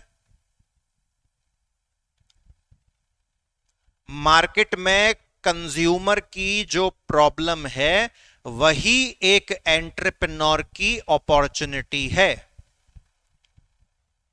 फिर रिपीट कर देते हैं, बाजार में उपभोक्ता की समस्या एक उद्यमी का अवसर होता है। हुआ कि नहीं बात? बस अब इसमें आपको कुछ समझने की जरूरत नहीं है, जो पीछे आपने समझा वही काम आएगा। सेकंड पॉइंट पे चलेंगे तो सेकंड हेडिंग को भी आप अपने अपने नोट्स में हाईलाइट कर लीजिएगा। ये है साहब सेकंड हेडिंग, ये है आपकी सेकंड हेडिंग।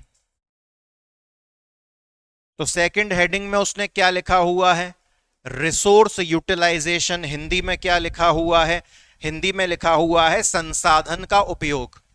सही बात है। ये चीज आपको थोड़ी सी अलग लगेगी। क्यों अलग? कुछ नहीं है, इसमें आप क्या लिखोगे कि कोई भी जो उद्यमी होता है, कोई भी जो एंटरप्रेन्योर होता है, वो क्या करता है? वो सबसे पहले ये देखता है कि भैया मेरे पास जो संसाधन मौजूद हैं, मेरे पास जो रिसोर्सेज मौजूद हैं, सबसे पहले मैं उसका कैसे यूज कर सकता हूं। जैसे कि अगर मेरे पास कुछ पैसा पड़ा हुआ है, मेरे पास कुछ पूंजी पड़ी हुई है, तो मैं उसका यूज कैसे करूं।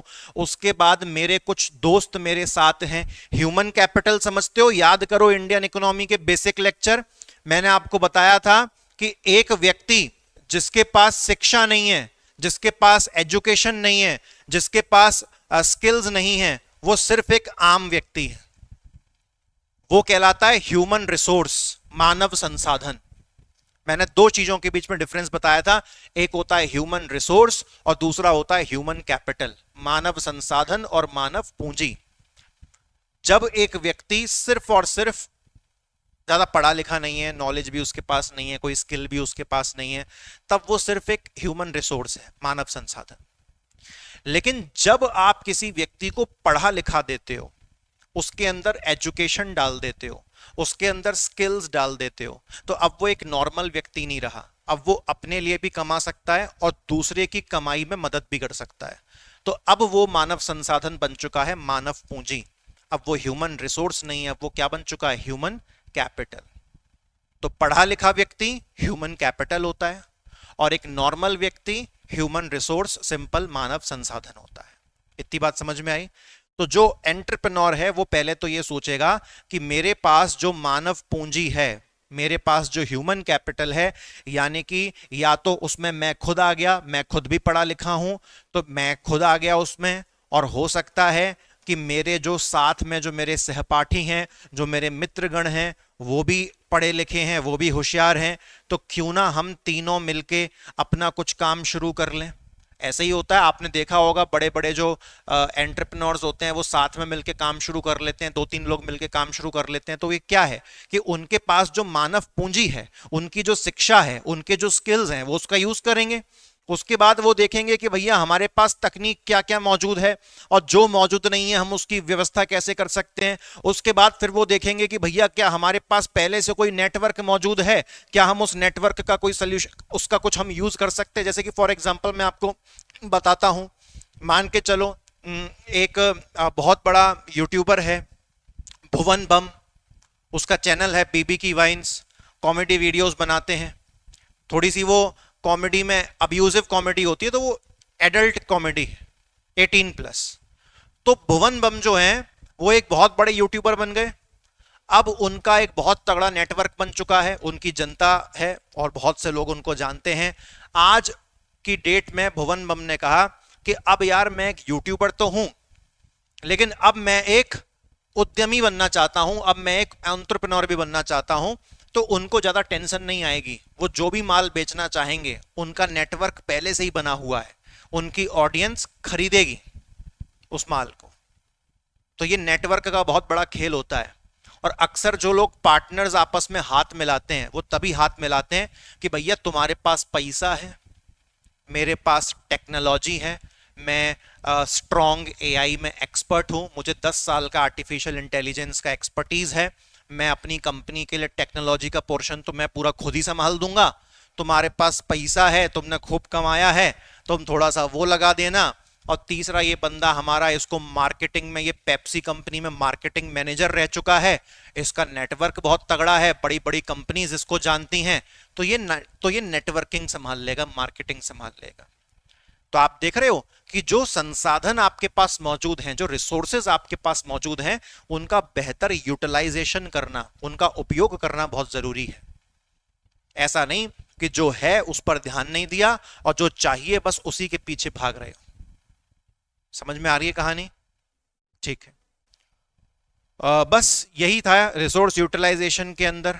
आपको मैंने जितना बताया है, मैं आपको 2 मिनट दे रहा हूं, लिख लीजिए।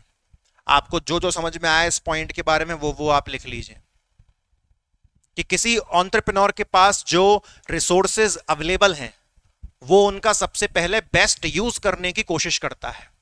एक लाइन तो यही लिख लेनी चाहिए हमको। किसी भी एंटरप्रेन्योर के पास, किसी भी उद्यमी के पास जो रिसोर्सेज अवेलेबल हैं, जो संसाधन मौजूद हैं, सबसे पहले वो उनका बेस्ट यूज करने की कोशिश करता है कि बेहतर से बेहतर हम उनका कैसे उपयोग कर सकें।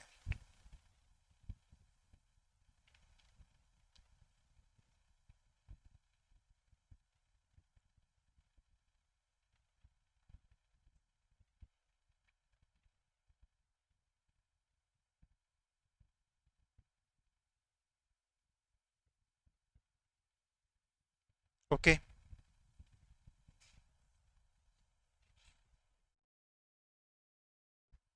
अच्छा, अब चलते हैं हम अगले पॉइंट की ओर। क्या लिखा हुआ है? लिखा हुआ है नवाचार और रचनात्मकता। तो नवाचार का मतलब क्या होता है साहब? नवाचार का मतलब होता है इनोवेशन। नवाचार का मतलब क्या होता है? नवाचार का मतलब होता है इनोवेशन। नवाचार का मतलब होता है इनोवेशन। इस हेडिंग को हाईलाइट कर लें अपने हाइलाइटर से। हाइलाइटर होना बहुत जरूरी है। और दूसरा पॉइंट क्या है? क्रिएटिविटी। तो क्या आपको ये पॉइंट समझ में नहीं आया कि इनोवेशन करना बहुत जरूरी है, रचनात्मक होना बहुत जरूरी है, क्रिएटिव होना बहुत जरूरी है। जब तक एक उद्यमी, जब तक एक एंटरप्रेन्योर इनोवेशन ही नहीं कर सकता, रचनात्मक तरीके से सोच नहीं सकता, क्रिएटिविटी उसके अंदर है नहीं, तो क्या वो कोई नए आइडिया को मंजिल तक पहुंचा पाएगा? संभव ही नहीं। तो इसके लिए तो हम ये लिख लेते हैं इनफैक्ट कि इनके, इन दोनों चीजों के बिना तो कोई एंटरप्रेन्योर बन ही नहीं सकता। समझ रहे हो कि नहीं? देखो लिखा है एंटरप्रेन्योरशिप थ्राइव्स ऑन इनोवेशन। क्या लिखता है आपके हिंदी में? कि जो उद्यमिता है वो नवाचार पर पनपती है। अगर नवाचार है ही नहीं, इनोवेशन है ही नहीं, तो एंटरप्रेन्योरशिप की शुरुआत हुई नहीं हो पाएगी साहब। ये दो, इन दोनों के बिना, इन दोनों के बिना उद्यमिता संभव ही नहीं है। इन दोनों के बिना एंटरप्रेन्योरशिप संभव नहीं है। एंटरप्रेन्योरशिप आप इधर लिख लेना। तो इन दोनों के बिना एंटरप्रेन्योरशिप संभव ही नहीं है, पॉसिबल ही नहीं है, संभव ही नहीं है, पॉसिबल ही नहीं है। ठीक है? और इसका पूरा बेसिक मतलब क्या है कि जब भी आप किसी, आपने कहा कि मुझे एक अपना बिजनेस खड़ा करना है और वो, मैं उस बिजनेस के अंदर एक ऐसा प्रोडक्ट लॉन्च करना चाहता हूं जो प्रोडक्ट आज तक किसी ने लॉन्च ना किया हो, तो क्या ये एक नए प्रोडक्ट की निशानी नहीं है? इससे बड़ी निशानी क्या है कि मैं एक ऐसा प्रोडक्ट लॉन्च करूंगा जो आज तक किसी ने लॉन्च ही नहीं किया। तो यही तो एक इनोवेटिव प्रोडक्ट की सबसे बड़ी निशानी है कि एक ऐसा प्रोडक्ट लॉन्च करना जो आज तक किसी ने नहीं किया। ऐसा प्रोडक्ट लॉन्च करना जो आज तक किसी ने नहीं किया। ऐसा प्रोडक्ट, ऐसा प्रोडक्ट लॉन्च करना। आज करवाऊंगा इसकी आंसर राइटिंग हर हाल में मैं आपसे। तो ऐसा प्रोडक्ट लॉन्च करना जो आज तक किसी ने नहीं किया। जो आज तक किसी ने नहीं किया।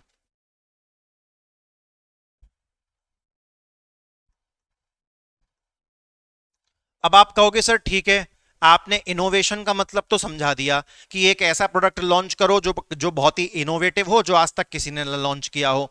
अब सर ये जो रचनात्मकता है, जो क्रिएटिविटी है, वो कहां काम आएगी? तो सुनिए, जब भी किसी एंटरप्रेन्योर के सामने कोई समस्या आती है तो वो एक नॉर्मल व्यक्ति की तरह उस समस्या को नहीं देखता, वो बहुत ही क्रिएटिवली, बहुत ही रचनात्मक तरीके से उस समस्या को देखता है, और वो समस्या के अंदर से भी कुछ ना कुछ बेस्ट निकालने की कोशिश करता है कि आज ये चीज मेरे पास आई है, आज ये प्रॉब्लम मेरे पास आई है, तो मैं इसको बहुत ही क्रिएटिव तरीके से डील करूंगा, बहुत ही रचनात्मक तरीके से मैं इस समस्या को हैंडल करूंगा और इसका सोल्यूशन निकालने की कोशिश करूंगा।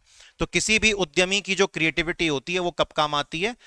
प्रॉब्लम सॉल्विंग के दौरान। ठीक है, तो मैं यहां पर लिखता हूं, एक ऑन्ट्रप्रनोर, एक ऑन्ट्रप्रनोर, हिंदी में एंटरप्रेन्योर को उद्यमी बोलते हैं, लगातार बोल रहा हूं, अब तो आपको समझ में आ गया होगा कि एक उद्यमी अपनी क्रिएटिविटी को, अपनी रचनात्मकता को, एक उद्यमी अपनी क्रिएटिविटी को, एक उद्यमी अपनी क्रिएटिविटी को, अपनी रचनात्मकता को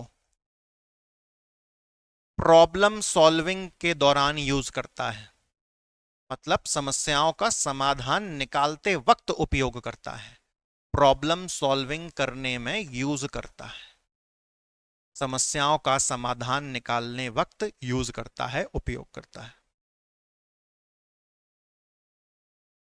ये जो एक्सप्लेनेशंस होते हैं ये हमेशा आप इसको इंग्लिश, हिंदी इंग्लिश मिला के लिख सकते हो, ये केवल आपकी समझ के लिए है। एग्जाम में तो आप नोट्स की भाषा लिखोगे ही, खुद भी बना के लिख सकते हो, क्या दिक्कत है? क्लियर हुआ? तो इनोवेशन कहां दिखाएगा? प्रोडक्ट में, जो लॉन्च कर रहा है वो। और क्रिएटिविटी कहां दिखाएगा? समस्या का समाधान निकालते वक्त, प्रॉब्लम सॉल्विंग।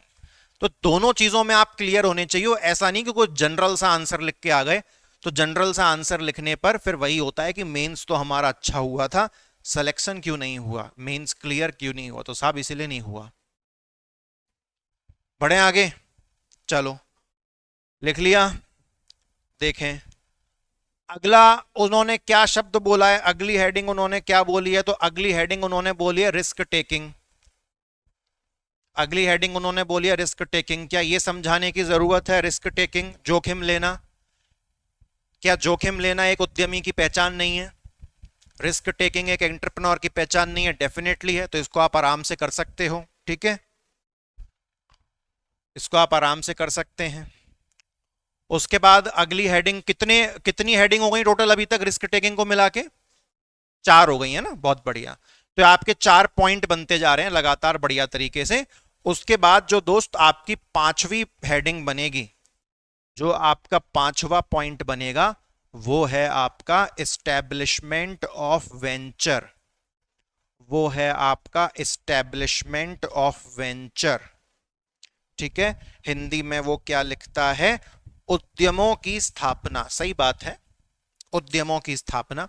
कि ऊपर आपने इतना बोल बच्चन कर लिया कि जे करेंगे, वो करेंगे, फलाना करेंगे, ढिमकाना करेंगे, लास्ट में फाइनली अपना बिजनेस सेट तो करो। वेंचर, अब आप कहोगे सर वेंचर, तो वेंचर को हिंदी में हमने क्या कह दिया? उद्यम कह दिया। अब आप कहोगे सर वेंचर का और सिंपल शब्द क्या है? तो वेंचर को आप सिंपल भाषा में बिजनेस बोल सकते हो। क्या बोल सकते हो? बिजनेस। लेकिन हम यहां पर बिजनेस क्यों नहीं बोल रहे, व्यापार क्यों नहीं बोल रहे, वेंचर क्यों बोलते हैं, उद्यम क्यों बोलते हैं? सुनिए, मैंने कहा था कि बिजनेस का मतलब कोई नया क्रिएटिविटी नहीं है, सेम कॉपी पेस्ट काम करना। लेकिन जब आप वेंचर शब्द यूज करते हो, उद्यम बोलते हो, तो इसका मतलब एक ऐसा बिजनेस जो किसी इनोवेटिव आइडिया पर बेस्ड है, जो किसी नवाचार विचार पर आधारित है। समझ में आया? तो ये डिफरेंस है, इसको भी आप लिख सकते हैं कि वेंचर का मतलब क्या होता है। तो वेंचर का मतलब एक ऐसा बिजनेस जो क्रिएटिव आइडिया पर, इनोवेटिव आइडिया पर बेस्ड है। तो वेंचर का मतलब क्या हुआ? ऐसा बिजनेस जो इनोवेटिव आइडिया पर बेस्ड है। जो इनोवेटिव आइडिया जो इनोवेटिव आइडिया पर बेस्ड है, एक ऐसा व्यापार जो नवाचार विचार पर, या सिंपल जो नवाचार पर आधारित है। एक नवीन विचारधारा भी लिख सकते हो, वो भी सही। ठीक है, क्लियर हुआ? तो लास्ट में आपको एक वेंचर ओपन करना जरूरी है। अब ये बेटा जरूरी नहीं है कि जो भी वेंचर, जो भी नया बिजनेस एक एंटरप्रेन्योर खोले वो हमेशा बड़े लेवल पर ही हो। आप साफ देख सकते हैं यहां पर लघु स्तर पर भी हो सकता है, स्मॉल लेवल पर भी हो सकता है साहब, उसके बाद दीर्घ स्तर यानी कि लार्ज लेवल पर भी हो सकता है। लेकिन मकसद साहब हमेशा एक ही होगा। मकसद हमेशा यह होगा कि जो भी कस्टमर को वो डील कर रहे हैं, उन कस्टमर को वो हमेशा एक क्रिएटिविटी के साथ डील करेंगे, हमेशा एक रचनात्मक तरीके से अपने कस्टमर्स को वो हैंडल करते हैं। ये सबसे बड़ी खासियत है, इससे बड़ी कोई खासियत ही नहीं है।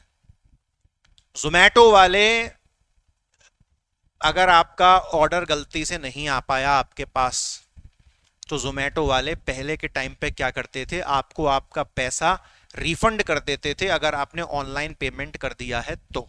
ऐसा ही होता था। आज के समय में जोमैटो वाले आपका पैसा रिफंड नहीं करते, क्या करते हैं, अगर आपने 200 रुपए का खाना मंगाया था तो अब वो आपको 200 रुपए का कूपन दे देते हैं कि अगली बार जब भी 200 रुपए का खाना मंगाना हो तो ये कूपन चिपका देना, ये 200 रुपए के बराबर काम करेगा। लेकिन उसमें खैर ग्राहक का नुकसान है, पता है क्यों? क्योंकि अगली बार जब वो 200 रुपए का कूपन लगाएगा तो फिर वो कोई एक्स्ट्रा जो और कूपन चल रहा होगा वो नहीं लगा पाएगा, क्योंकि कूपन एक बार में एक ही लगता है। और अगर वो आपको 200 रुपए आपके बैंक अकाउंट में रिफंड दे देते तो वो 200 रुपए अलग काम करते और उस वक्त जो कूपन चल रहा है वो अलग काम करता। तो इतने वो श्याणे हैं, और ये वो पिछले 2 साल में बने हैं ऐसा। तो उनका वो रिफंड का ऑप्शन आज के समय में तो खैर बेकार से ही काम करता है, ऐसा हो गया है। और पहले मुझे एक 2019 का केस याद है कि जब मेरे ऑर्डर की पूरी भाजी पाव कर दिया था उन्होंने, मैंने एक पिज़्ज़ा मंगाया था और वो पूरा ऐसा उछल उछला के सब अलग थलग आया था, खिचड़ी सी आई थी, मैंने उसको हाथों से बटोर बटोर के ऐसे खाया था। तो मैंने कंप्लेंट डाली थी, 2019 की बात है समवेयर, ये जनवरी लास्ट की बात है।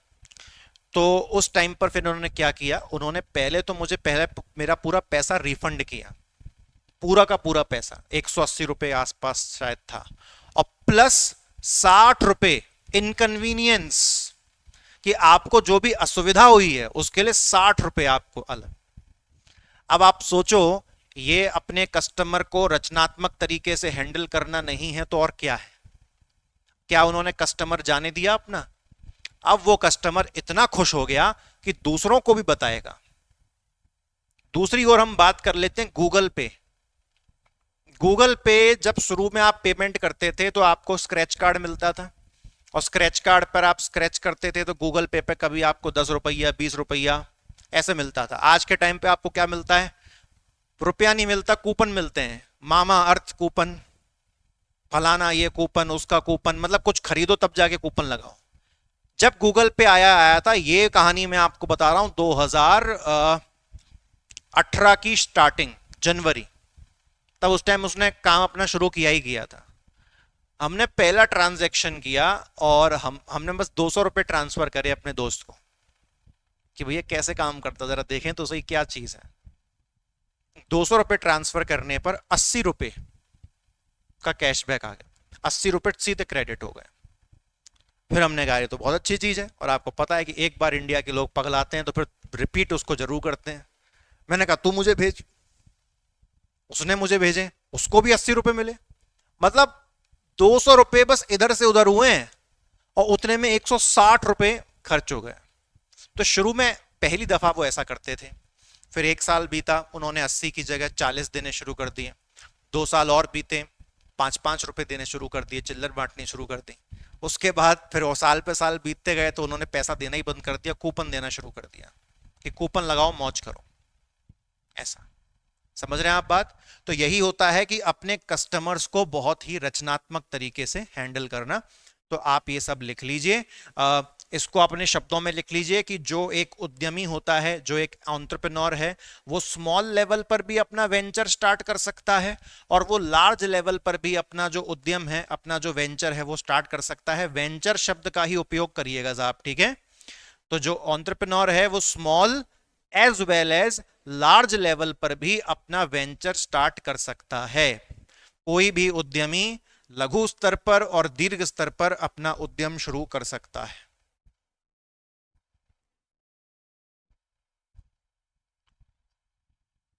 ठीक है? और इसके साथ जो एक खासियत है, जो एडवांटेज है, वो भी आप लिख लीजिए। जो खासियत, जो एडवांटेज है,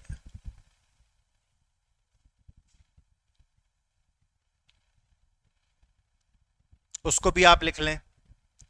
वो क्या है कि entrepreneur handles the customer creatively, कि कोई भी उद्यमी अपने उपभोक्ताओं को बहुत ही रचनात्मक तरीके से हैंडल करता है, उनके साथ व्यवहार करता है। An entrepreneur handle the customers very creatively, कोई भी उद्यमी अपने उपभोक्ताओं को बहुत रचनात्मक तरीके से क्या करता है? हैंडल करता है। तो टोटल कितने पॉइंट आपने पढ़े यहां पर? 5 पॉइंट आपने यहां पर पढ़े। और यही 5 पॉइंट आप कहां कहां यूज करोगे मैं आपको बताता हूं, अभी रुक जाओ। आपकी अगली हेडिंग जो आएगी ना, वो आएगी एंटरप्रेन्योरशिप का सिग्निफिकेंस, उद्यमिता का महत्व। यही है कि एंटरप्रेन्योरशिप के फायदे क्या हैं। एंटरप्रेन्योरशिप के फायदे क्या हैं? तो इस हेडिंग को आप हाईलाइट कर लीजिएगा, उद्यमिता का महत्व क्या है। तो अब हम इसके फायदे देखना शुरू करते हैं साहब। अच्छा, बिना पढ़े देखोगे तो क्या क्या आइडिया आ रहा है? चलो बताओ पवन, एक आंसर दो। एंटरप्रेन्योरशिप का सबसे बेस्ट एक फायदा आपको क्या सोच में आ रहा है?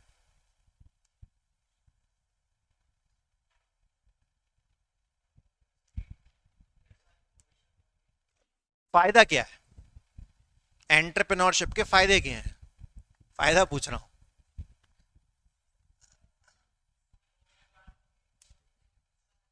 रोजगार, ठीक है।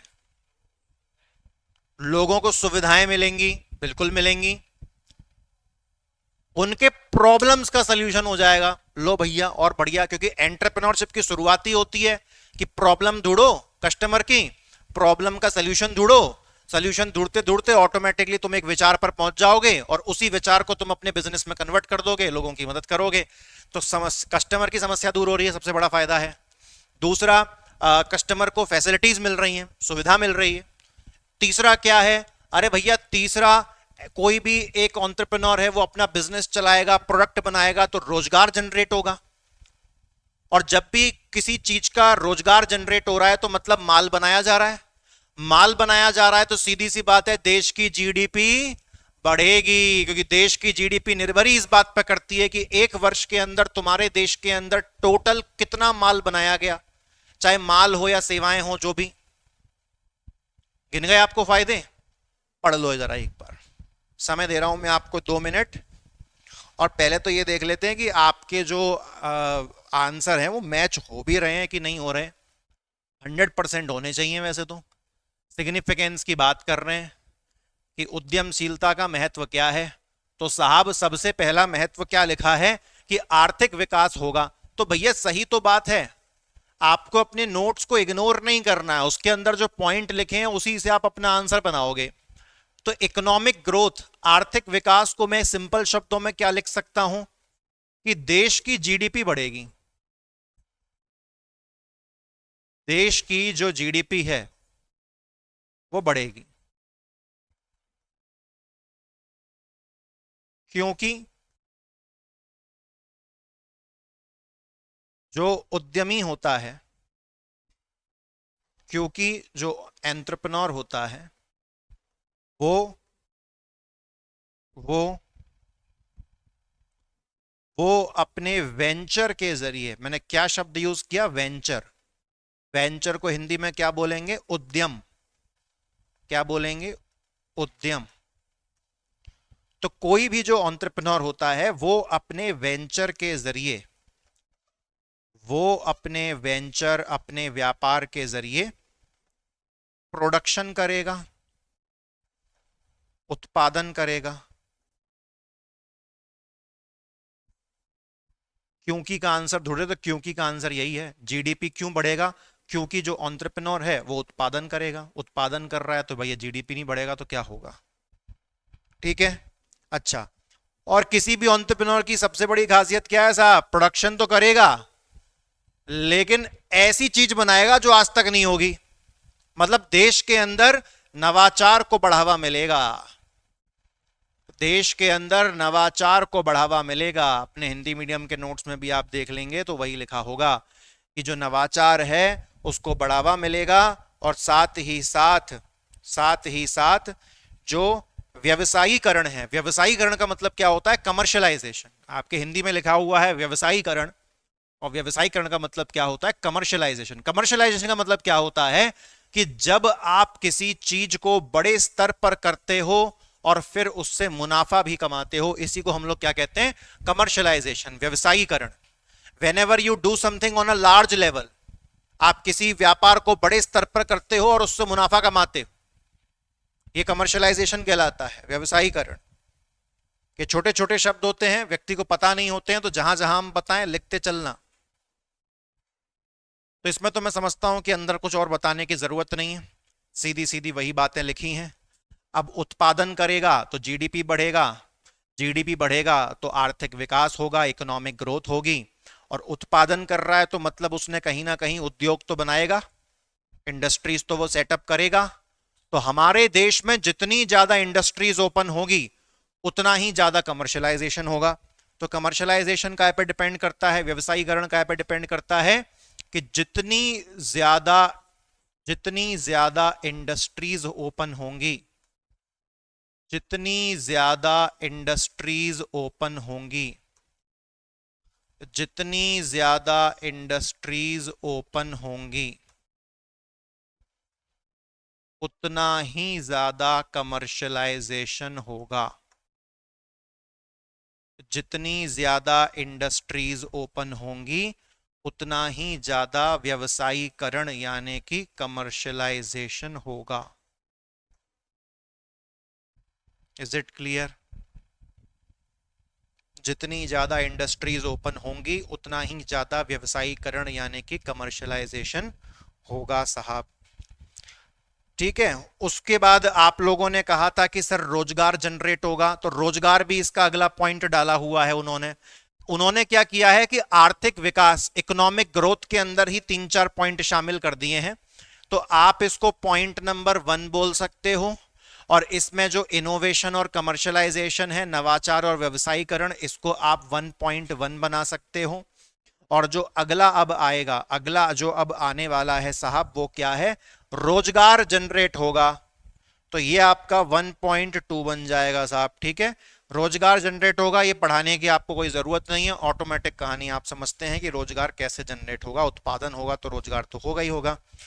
अब भैया रोजगार जनरेट हो रहा है तो जिसको नौकरी मिल रही है वो भी पैसा कमाएगा, और जिसके यहां लोग नौकरी कर रहे हैं वो भी पैसा कमाएगा। तो यानी कि धन का सृजन होगा। धन का सृजन मतलब जो वेल्थ है वो क्रिएट होगी, धन का सृजन होगा यानी कि वेल्थ क्रिएशन होगा। तो ये पॉइंट आपका बन जाएगा 1.3, तो इसको आप 1.3 लिख लीजिए। तो फर्स्ट हेडिंग के अंदर उन्होंने टोटल 3 पॉइंट्स पढ़ा दिए, 1.1, 1.2 और 1.3।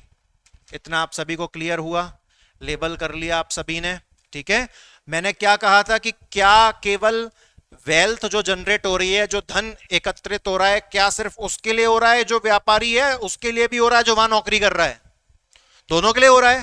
तो आप अगर पॉइंट देखोगे तो साफ साफ उसमें लिखा है कि सिर्फ ये मत समझना कि जो उद्यमी है, जो एंटरप्रेन्योर है, केवल वही धन कमा रहा है। जो उसके एम्प्लॉय होते हैं साहब, जो उसके कर्मचारी हैं, क्या वो नहीं धन कमाएंगे?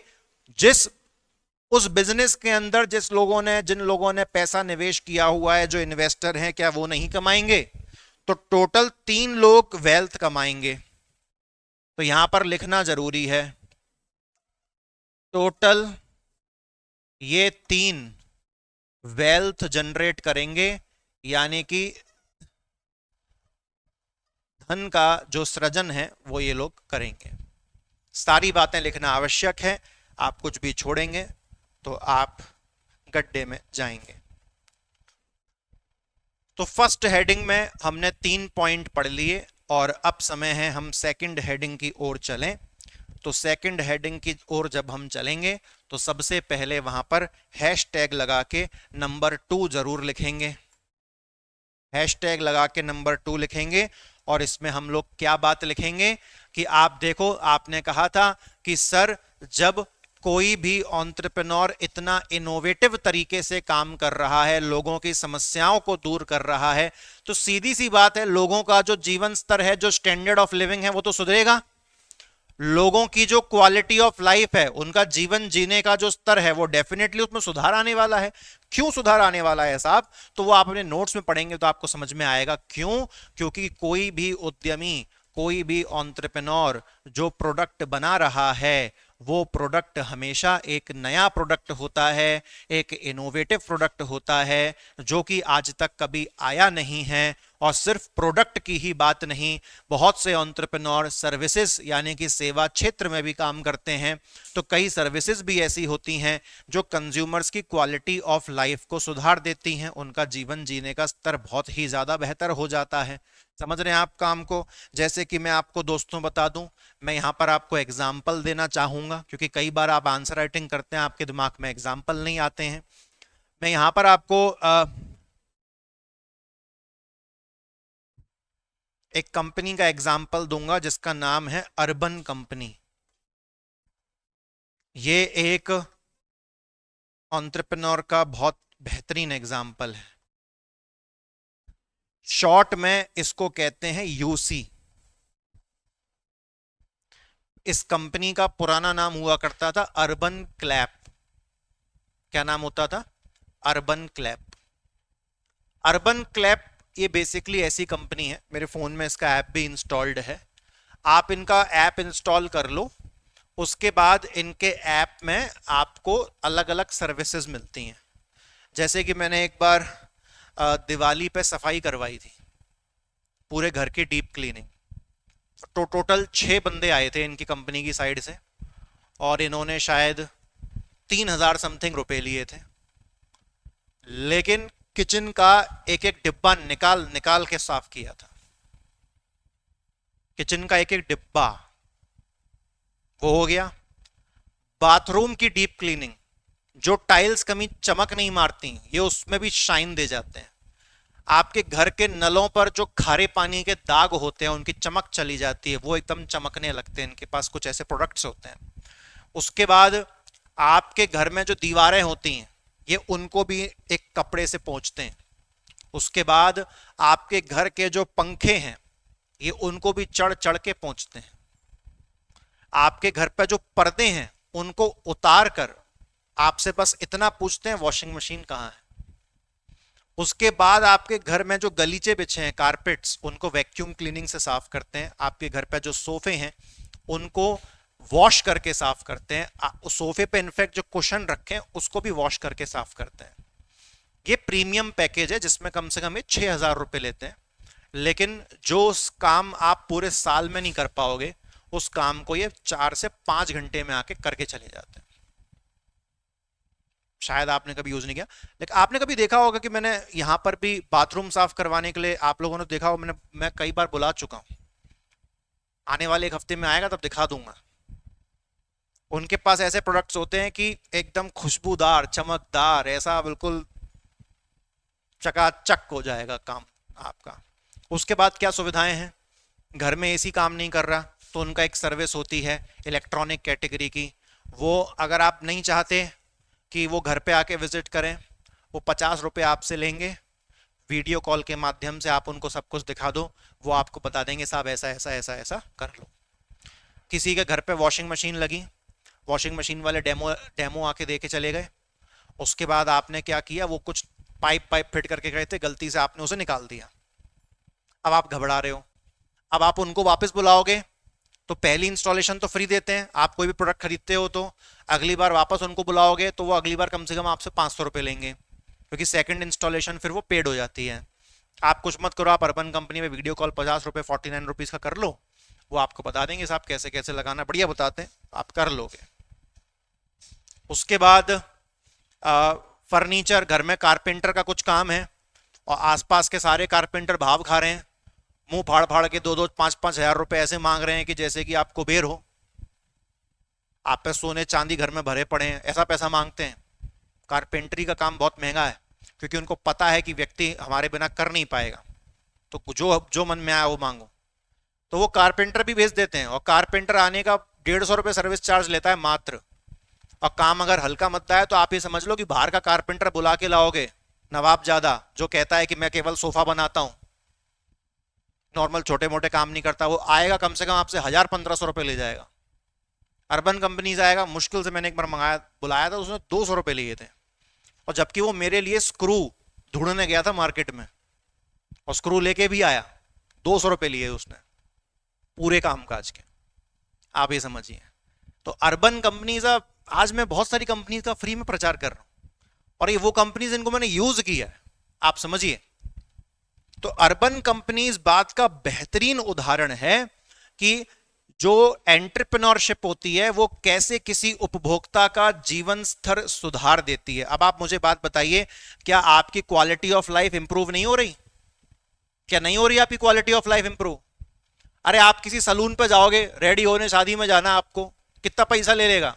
फीमेल में कितना पैसा ले लेता? 1000 रुपये ले लेती होगी, 1000 रुपीज तो ये कर देंगे वो कर देंगे। आप अर्बन कंपनी से घर पे बुला लो। इसमें एक समस्या है, लड़कों के जो बाल कटाई होती है हजामत, वो महंगी पड़ती है, वो 300 रुपये की पड़ती है, और बाहर आप कितने में करा, 100-150 रुपये में करा लेते। तो बस ये वही महंगी है। ये कंपनी पता है कब उठी थी? जब लॉकडाउन के 3 महीने बाद लोग भालू बन गए थे।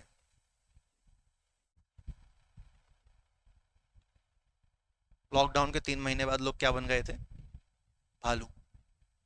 और भालू में भी वो वाला भालू जो अमेरिका में पाया जाता है, ग्रिजली बियर, मोटा सा, बहुत सारे बाल होते हैं उसके, ऐसा सिर से लेके पैर तक बाल ही बाल हो चुके थे पूरे शरीर पर, कुछ हजामत नहीं हो रही थी। मेरे पास तो एक ट्रिमर रखा था, मैंने उससे आड़े टेढ़े काट लिए, मेरा दिमाग खराब, मैं 15 दिन तक डिप्रेशन में पड़ा रहा। मैंने कहा भैया ये क्या हाल बना लिया मैंने अपना। तब मैं ऑनलाइन क्लासेस अलग लेता था, तो किसी ने हंसने वाली इमोजी भी भेज दी उस दौरान, अन अकेडमी की बातें। तो मैं यार, मैंने कहा ये मैंने क्या कर लिया, मैंने आड़े टेढ़े काट लिए गुस्से में आके, इधर उधर उधर उधर इधर उधर इधर उधर, तो ऊपर के तो काट नहीं पाया, यहाँ के पूरे उड़ा दिए, तो एकदम मेंटल केस लग रहा था। तो अर्बन कंपनी का यूज तब बहुत तगड़ा हुआ। ये लोग घर पे आते थे, एक अपने साथ प्लास्टिक का बैग सा लाते थे, उसको आप कहते थे आपके घर में एक चेयर है, हाँ ले आओ बैठ जाओ चुपचाप, आपको पूरा ढक देंगे, और अपने पूरे ग्लव्स व्लव्स पहन लेंगे, मास्क वास्क पहन लेंगे, कैप पहन लेंगे, नीचे पूरी पॉलीथीन बिछा देंगे, जो भी बाल वाल कटाई वटाई गिरेगा वो सब कुछ लास्ट में पॉलीथीन में पैक कर देंगे। आपको रखना है आप रख लो, उन्हें ले जाना तो वो ले जाएंगे, वो आके फेंक देंगे। तो उस दौरान ये बहुत हिट हुआ, और आज के टाइम पे लोग खूब यूज करते हैं, खूब। आप इनसे एक बार बाथरूम साफ करवा लो, और अगर आप जानवर किस्म के नहीं हो तो आप 4 महीने तक उसको टिका लोगे। और अगर आप बहुत ही गंदा रखते हो अपना बाथरूम, तो फिर अर्बन कंपनी भी कुछ नहीं कर सकती उस परिस्थिति में, वो भी आपके आगे हाथ जोड़ के जाएंगे कि बोले साहब, बहुत से लोगों को आदत होती है अपना बाथरूम बहुत गंदा रखने की, उसमें गलती से कोई मेहमान घुस गया, वो अंतिम मेहमान होगा। फिर अर्बन कंपनी भी आपको बचा नहीं पाएगा। तो जस्ट अपनी मेमोरी के लिए आप अर्बन कंपनी का एग्जाम्पल डाल लो, अर्बन कंपनी लिख लो, लिख लो साहब, लिख लिया? क्या लिख लिया है?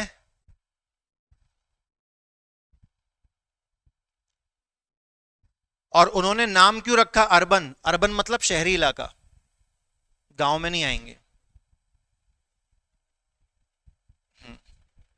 गांव वाला व्यक्ति गया है, मैं चाहे इतना पैसा दूं उतने में तो मैं खुद ही कर लूंगा। गांव में 6000 रुपए देके कोई घर की डीप क्लीनिंग करवाने बुलाएगा? वहां पे इतना सामान रखा रहता है गांव के घर पे, वो डीप क्लीनिंग करते करते पागल हो जाएंगे ये लोग। बोले 60,000 रुपये दो साहब, तुम्हारे इतने बक्से इतनी रजाइयां रखी हैं इधर उधर, हम तो इनको धूप में सुखा सुखा के पागल, तो हम नहीं कर पाएंगे। तो अर्बन कंपनी बेसिकली कोई प्रोडक्ट आपको नहीं बेच रही, urban company only provide service. तो ये कंपनी आपको सिर्फ क्या देती है? सर्विस। तो ये भी लिखना बहुत जरूरी है। और इससे क्या होता है? इससे जो कस्टमर है उसका जीवन का स्तर सुधरता है, क्वालिटी ऑफ लाइफ उसे हासिल होती है, क्वालिटी ऑफ लाइफ। ठीक है।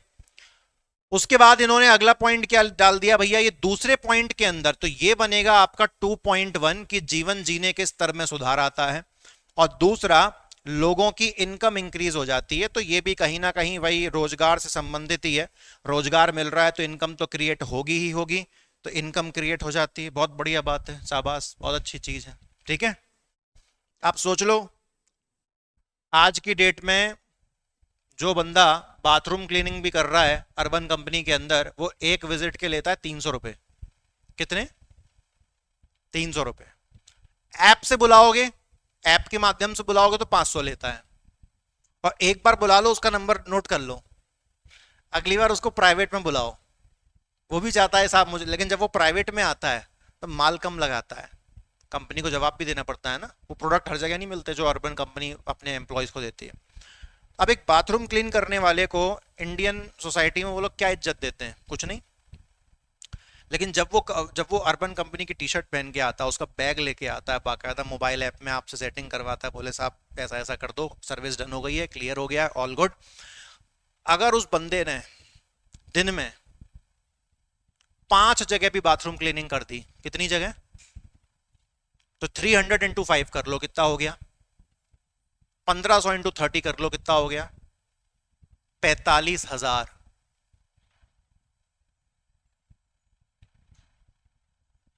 तो क्या इनकम इंक्रीज नहीं हुई? क्या वो अपने बच्चों को अब अच्छे स्कूल में नहीं भेजेगा? क्या बीवी को अच्छी साड़ी नहीं दिलाएगा?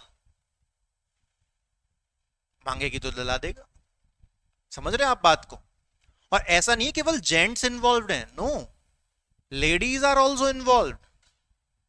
लेकिन अभी यहां पर लेडीज ज्यादातर कॉस्मेटिक में इन्वॉल्व है। कॉस्मेटिक में जो लेडीज इन्वॉल्व है वो तो इतना बड़ा बैग लेके आती हैं बाकायदा घर पे, उसमें 50 तरीके के इक्विपमेंट होते हैं। आप तो कुछ मत करो, बस बुला लो एक बार उनको, बाकी सब हैंडल हो जाएगा। ठीक है। तो उस पर 2.1 2.2 कर देना, 2.1 और 2.2। उसके बाद और क्या हो गया? Competitiveness, competitiveness, competitiveness, competitiveness. क्या लिखा है आपके नोट्स में? कॉम्पिटिटिवनेस, प्रतिस्पर्धात्मकता, बड़ा हैवी वर्ड है, प्रतिस्पर्धात्मकता। तो सही बात है यार, सीधी सी बात है। आप मुझे एक बात बताओ कि एक एंटरप्रेन्योर की अगर एंट्री हो गई, सबसे पहले यहां पर हैशटैग नंबर 3 डालो। आप लगातार क्या पढ़ रहे हो? एंटरप्रेन्योरशिप के फायदे पढ़ रहे हो, सिग्निफिकेंस, तो उसमें तीसरी हेडिंग है। अब आप मुझे एक बात बताइए, मान के चलिए मार्केट में एक एंटरप्रेन्योर की एंट्री होती है, ये लोगों को अच्छे अच्छे प्रोडक्ट देना शुरू करता है, तो अब मुझे बात बताइए, अब दूसरा वाला व्यक्ति, क्या उसको अपने प्रोडक्ट में सुधार नहीं करना पड़ेगा? उसको भी करना पड़ेगा। पहले मजे मारता था, नाम था उसका लल्लू, पहले एक व्यापारी था, उसका नाम क्या था? लल्लू। क्यों पड़ा नाम उसका लल्लू? क्योंकि वो दूसरों को लल्लू समझता था, तो ये दूसरों को बहुत चूना लगाता था, घटिया किस्म का माल बेचता था, या कहते सर्विस देता था। और इसकी सर्विस थी गैस चूल्हा रिपेयर की। क्या की सर्विस थी? गैस चूल्हा रिपेयर। तो लल्लू गैस चूल्हे वाला इसका नाम था, इसकी कंपनी का नाम था लल्लू गैस चूल्हे वाला। और एक गैस चूल्हा घर पे आके सर्विस करता था, उसकी सफाई करता था, उसके 600 रुपए लेता था, और बल्ले में बोल के जाता था मत कराओ फट जाएगा। तो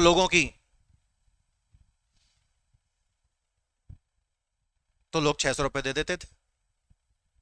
तो बना दिया इसने लल्लू। अब दूसरा बंदा आया, इसका नाम क्या है? नहीं इसका नाम है गैस आपकी सेवा हमारी। किसी कंपनी का नाम है, गैस आपकी सेवा हमारी। तो ये भाई साहब जब आते हैं तो मात्र विजिटिंग चार्ज लेते हैं 150 और गैस क्लीनिंग चार्ज लेते हैं 80 रुपया। टोटल कितना हो गया? 230। और लल्लू गैस चूल्हे वाला कितना ले रहा था? 600। अब लल्लू गैस चूल्हे वाले की बैंड बज गई, बोला यार ये गैस आपकी सर्विस हमारी, ये वाले तो यार 230 में काम कर रहे हैं। तो लल्लू गैस चूल्हे वाले ने फिर भी लोगों को डराना शुरू किया, अरे हल्की मत्ती साफ करेगा, आज साफ चलेगी, कल आप साफ हो जाओगे। तो वो बहुत डराने लगा लल्लू गैस वाला। तो ये भाई साहब जब आते थे वो क्या बोलते, ये टेक्निकल समझाते थे। बोले साहब एक आप बात बताओ, गैस में कचरा भरा है, गैस फटेगी नहीं, गैस चालू नहीं होगी। तो ग्राहक कह रहा है हाँ सही बात है। तो लल्लू को अब बता दो। तो अब लल्लू के जो ऑर्डर्स थे वो डाउन आने लगे काफी। अब लल्लू कुछ काम नहीं मिल रहा उसको। अब लल्लू गैस चूल्हे वाले ने क्या किया, उसने अपने जो रेट हैं वो 600 से गिरा के कितने कर दिए? 250। तो कम से कम उसकी गाड़ी धीमे धीमे शुरू हुई और अंततः लल्लू गैस चूल्हे वाले को अपना रेट करना पड़ा 200।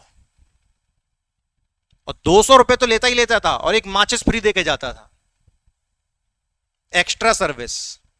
बोले माचिस खास है, जलाने के काम आएगी, जो भी आप जलाना चाहें, जिसको भी जलाना चाहें उसके काम आएगी, ठीक है।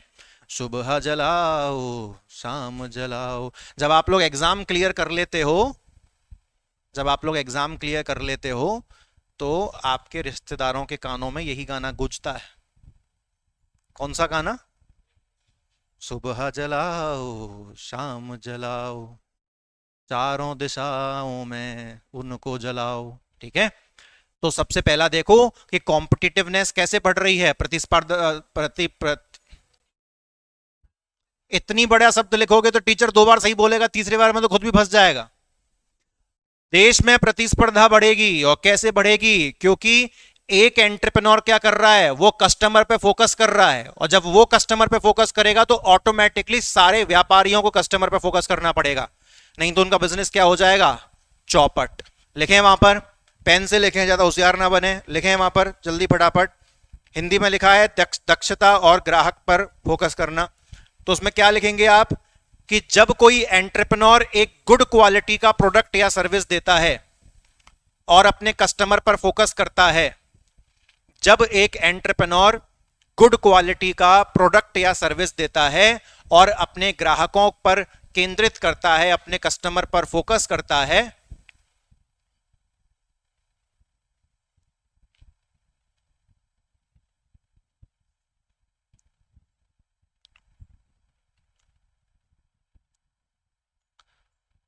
तब बाकी बिजनेसमैन को भी अपनी सर्विसेज इंप्रूव करनी पड़ती हैं।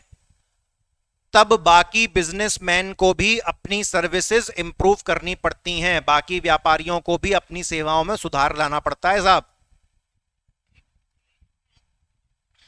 ठीक है।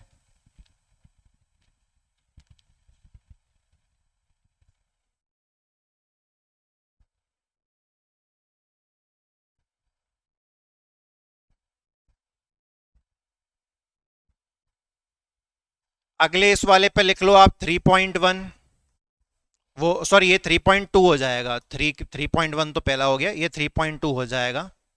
3.2 में कहता है मार्केट डायनेमिज्म, बाजार की गतिशीलता।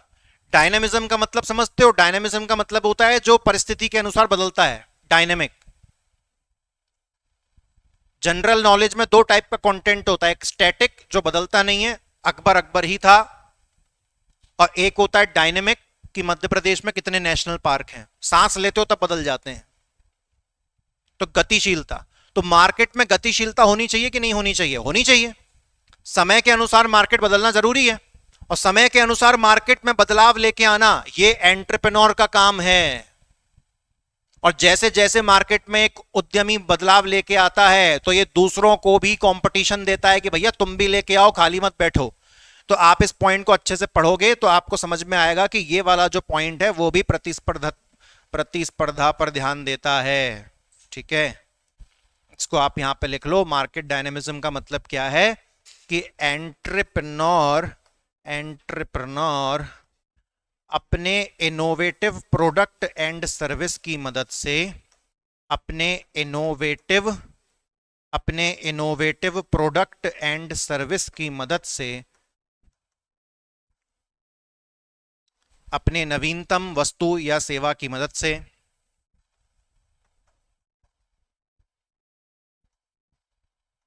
मार्केट को डायनेमिक बना देता है।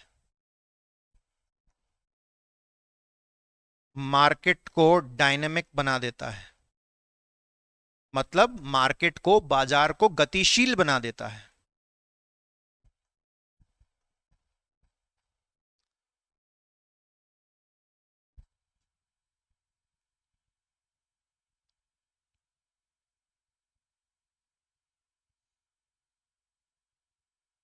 और उसके आगे ब्रैकेट बना के आप ये भी लिख सकते हो कि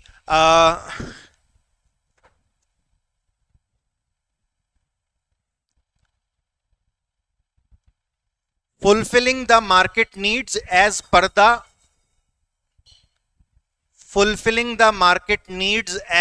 the time। अंग्रेजी में पहले लिख लो ब्रैकेट बना के, fulfilling the market needs as per time। अब हिंदी में सुनो, समय के अनुसार बाजार की आवश्यकताओं को पूरा करना। समय के अनुसार बाजार की आवश्यकताओं को पूरा करना, यही तो है मार्केट को डायनेमिक बनाना। इस समय के अनुसार बाजार की आवश्यकताओं को पूरा करना, fulfilling the needs of market as per time. Okay, ठीक है। अब लास्ट जो बचा है वो चौथा पॉइंट बचा है आपकी इस पूरी सिग्निफिकेंस वाली हेडिंग में कि एंटरप्रेन्योरशिप का क्या सिग्निफिकेंस है। तो ये लास्ट वाला आप लोग ऑटोमेटिकली आराम से कर सकते हो। पहले इस पे #4 डाल दो। इसमें ये क्या कह रहा है, बैलेंस्ड रीजनल डेवलपमेंट, संतुलित क्षेत्रीय विकास। ये जो अपने आप में पूरी हेडिंग रही है ना, ये बहुत अच्छी हेडिंग है यार। मतलब बहुत, ये जो हेडिंग जहां से शुरू हुई थी ना, सिग्निफिकेंस ऑफ एंटरप्रेन्योरशिप, आप वहां पर जाके इसको एक 10 मार्क्स का क्वेश्चन बना दो। उद्यमशीलता का महत्व, ये एक 10 मार्क्स का क्वेश्चन बनने के लायक है पूरी हेडिंग, क्योंकि इसमें काफी सारे पॉइंट्स हैं। 4 तो मेजर हेडिंग है और उनके सबके अंदर कम से कम 2-2-3-3 अच्छे खासे 10-12 पॉइंट हैं। बैलेंस्ड रीजनल डेवलपमेंट, इसका मतलब समझते हो, संतुलित क्षेत्रीय विकास। ऐसा नहीं कि देश में केवल एक ही जगह डेवलपमेंट हो रहा है, पूरे देश में बराबर का डेवलपमेंट करना। ठीक है, तो इसको मैं आपको लिखवा देता हूं, पूरे देश में बराबर का डेवलपमेंट करना।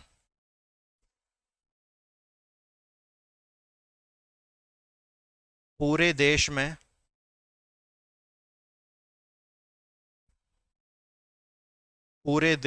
बराबर का डेवलपमेंट, यानी कि बराबर का विकास करना। पूरे देश में बराबर का डेवलपमेंट करना, बराबर का विकास करना। तो आज आपके काफ़ी सारे क्वेश्चंस बन रहे हैं। मैं फिलहाल इस लेक्चर को रोकना चाहूँगा, आपका जो है लंच का टाइम हो गया है। बेस आपका ऑलमोस्ट क्रिएट हो गया है, यही है। हमने 1 घंटा 50 मिनट खर्च किया है, तो ये आपका बेस बन गया है। यहाँ से अब ऐसा कुछ भी चीज़ ऐसी नहीं आएगी कि जो हमारे लिए नई हो। तो ये 10 मार्क्स का क्वेश्चन, इसको आप लेबल करें।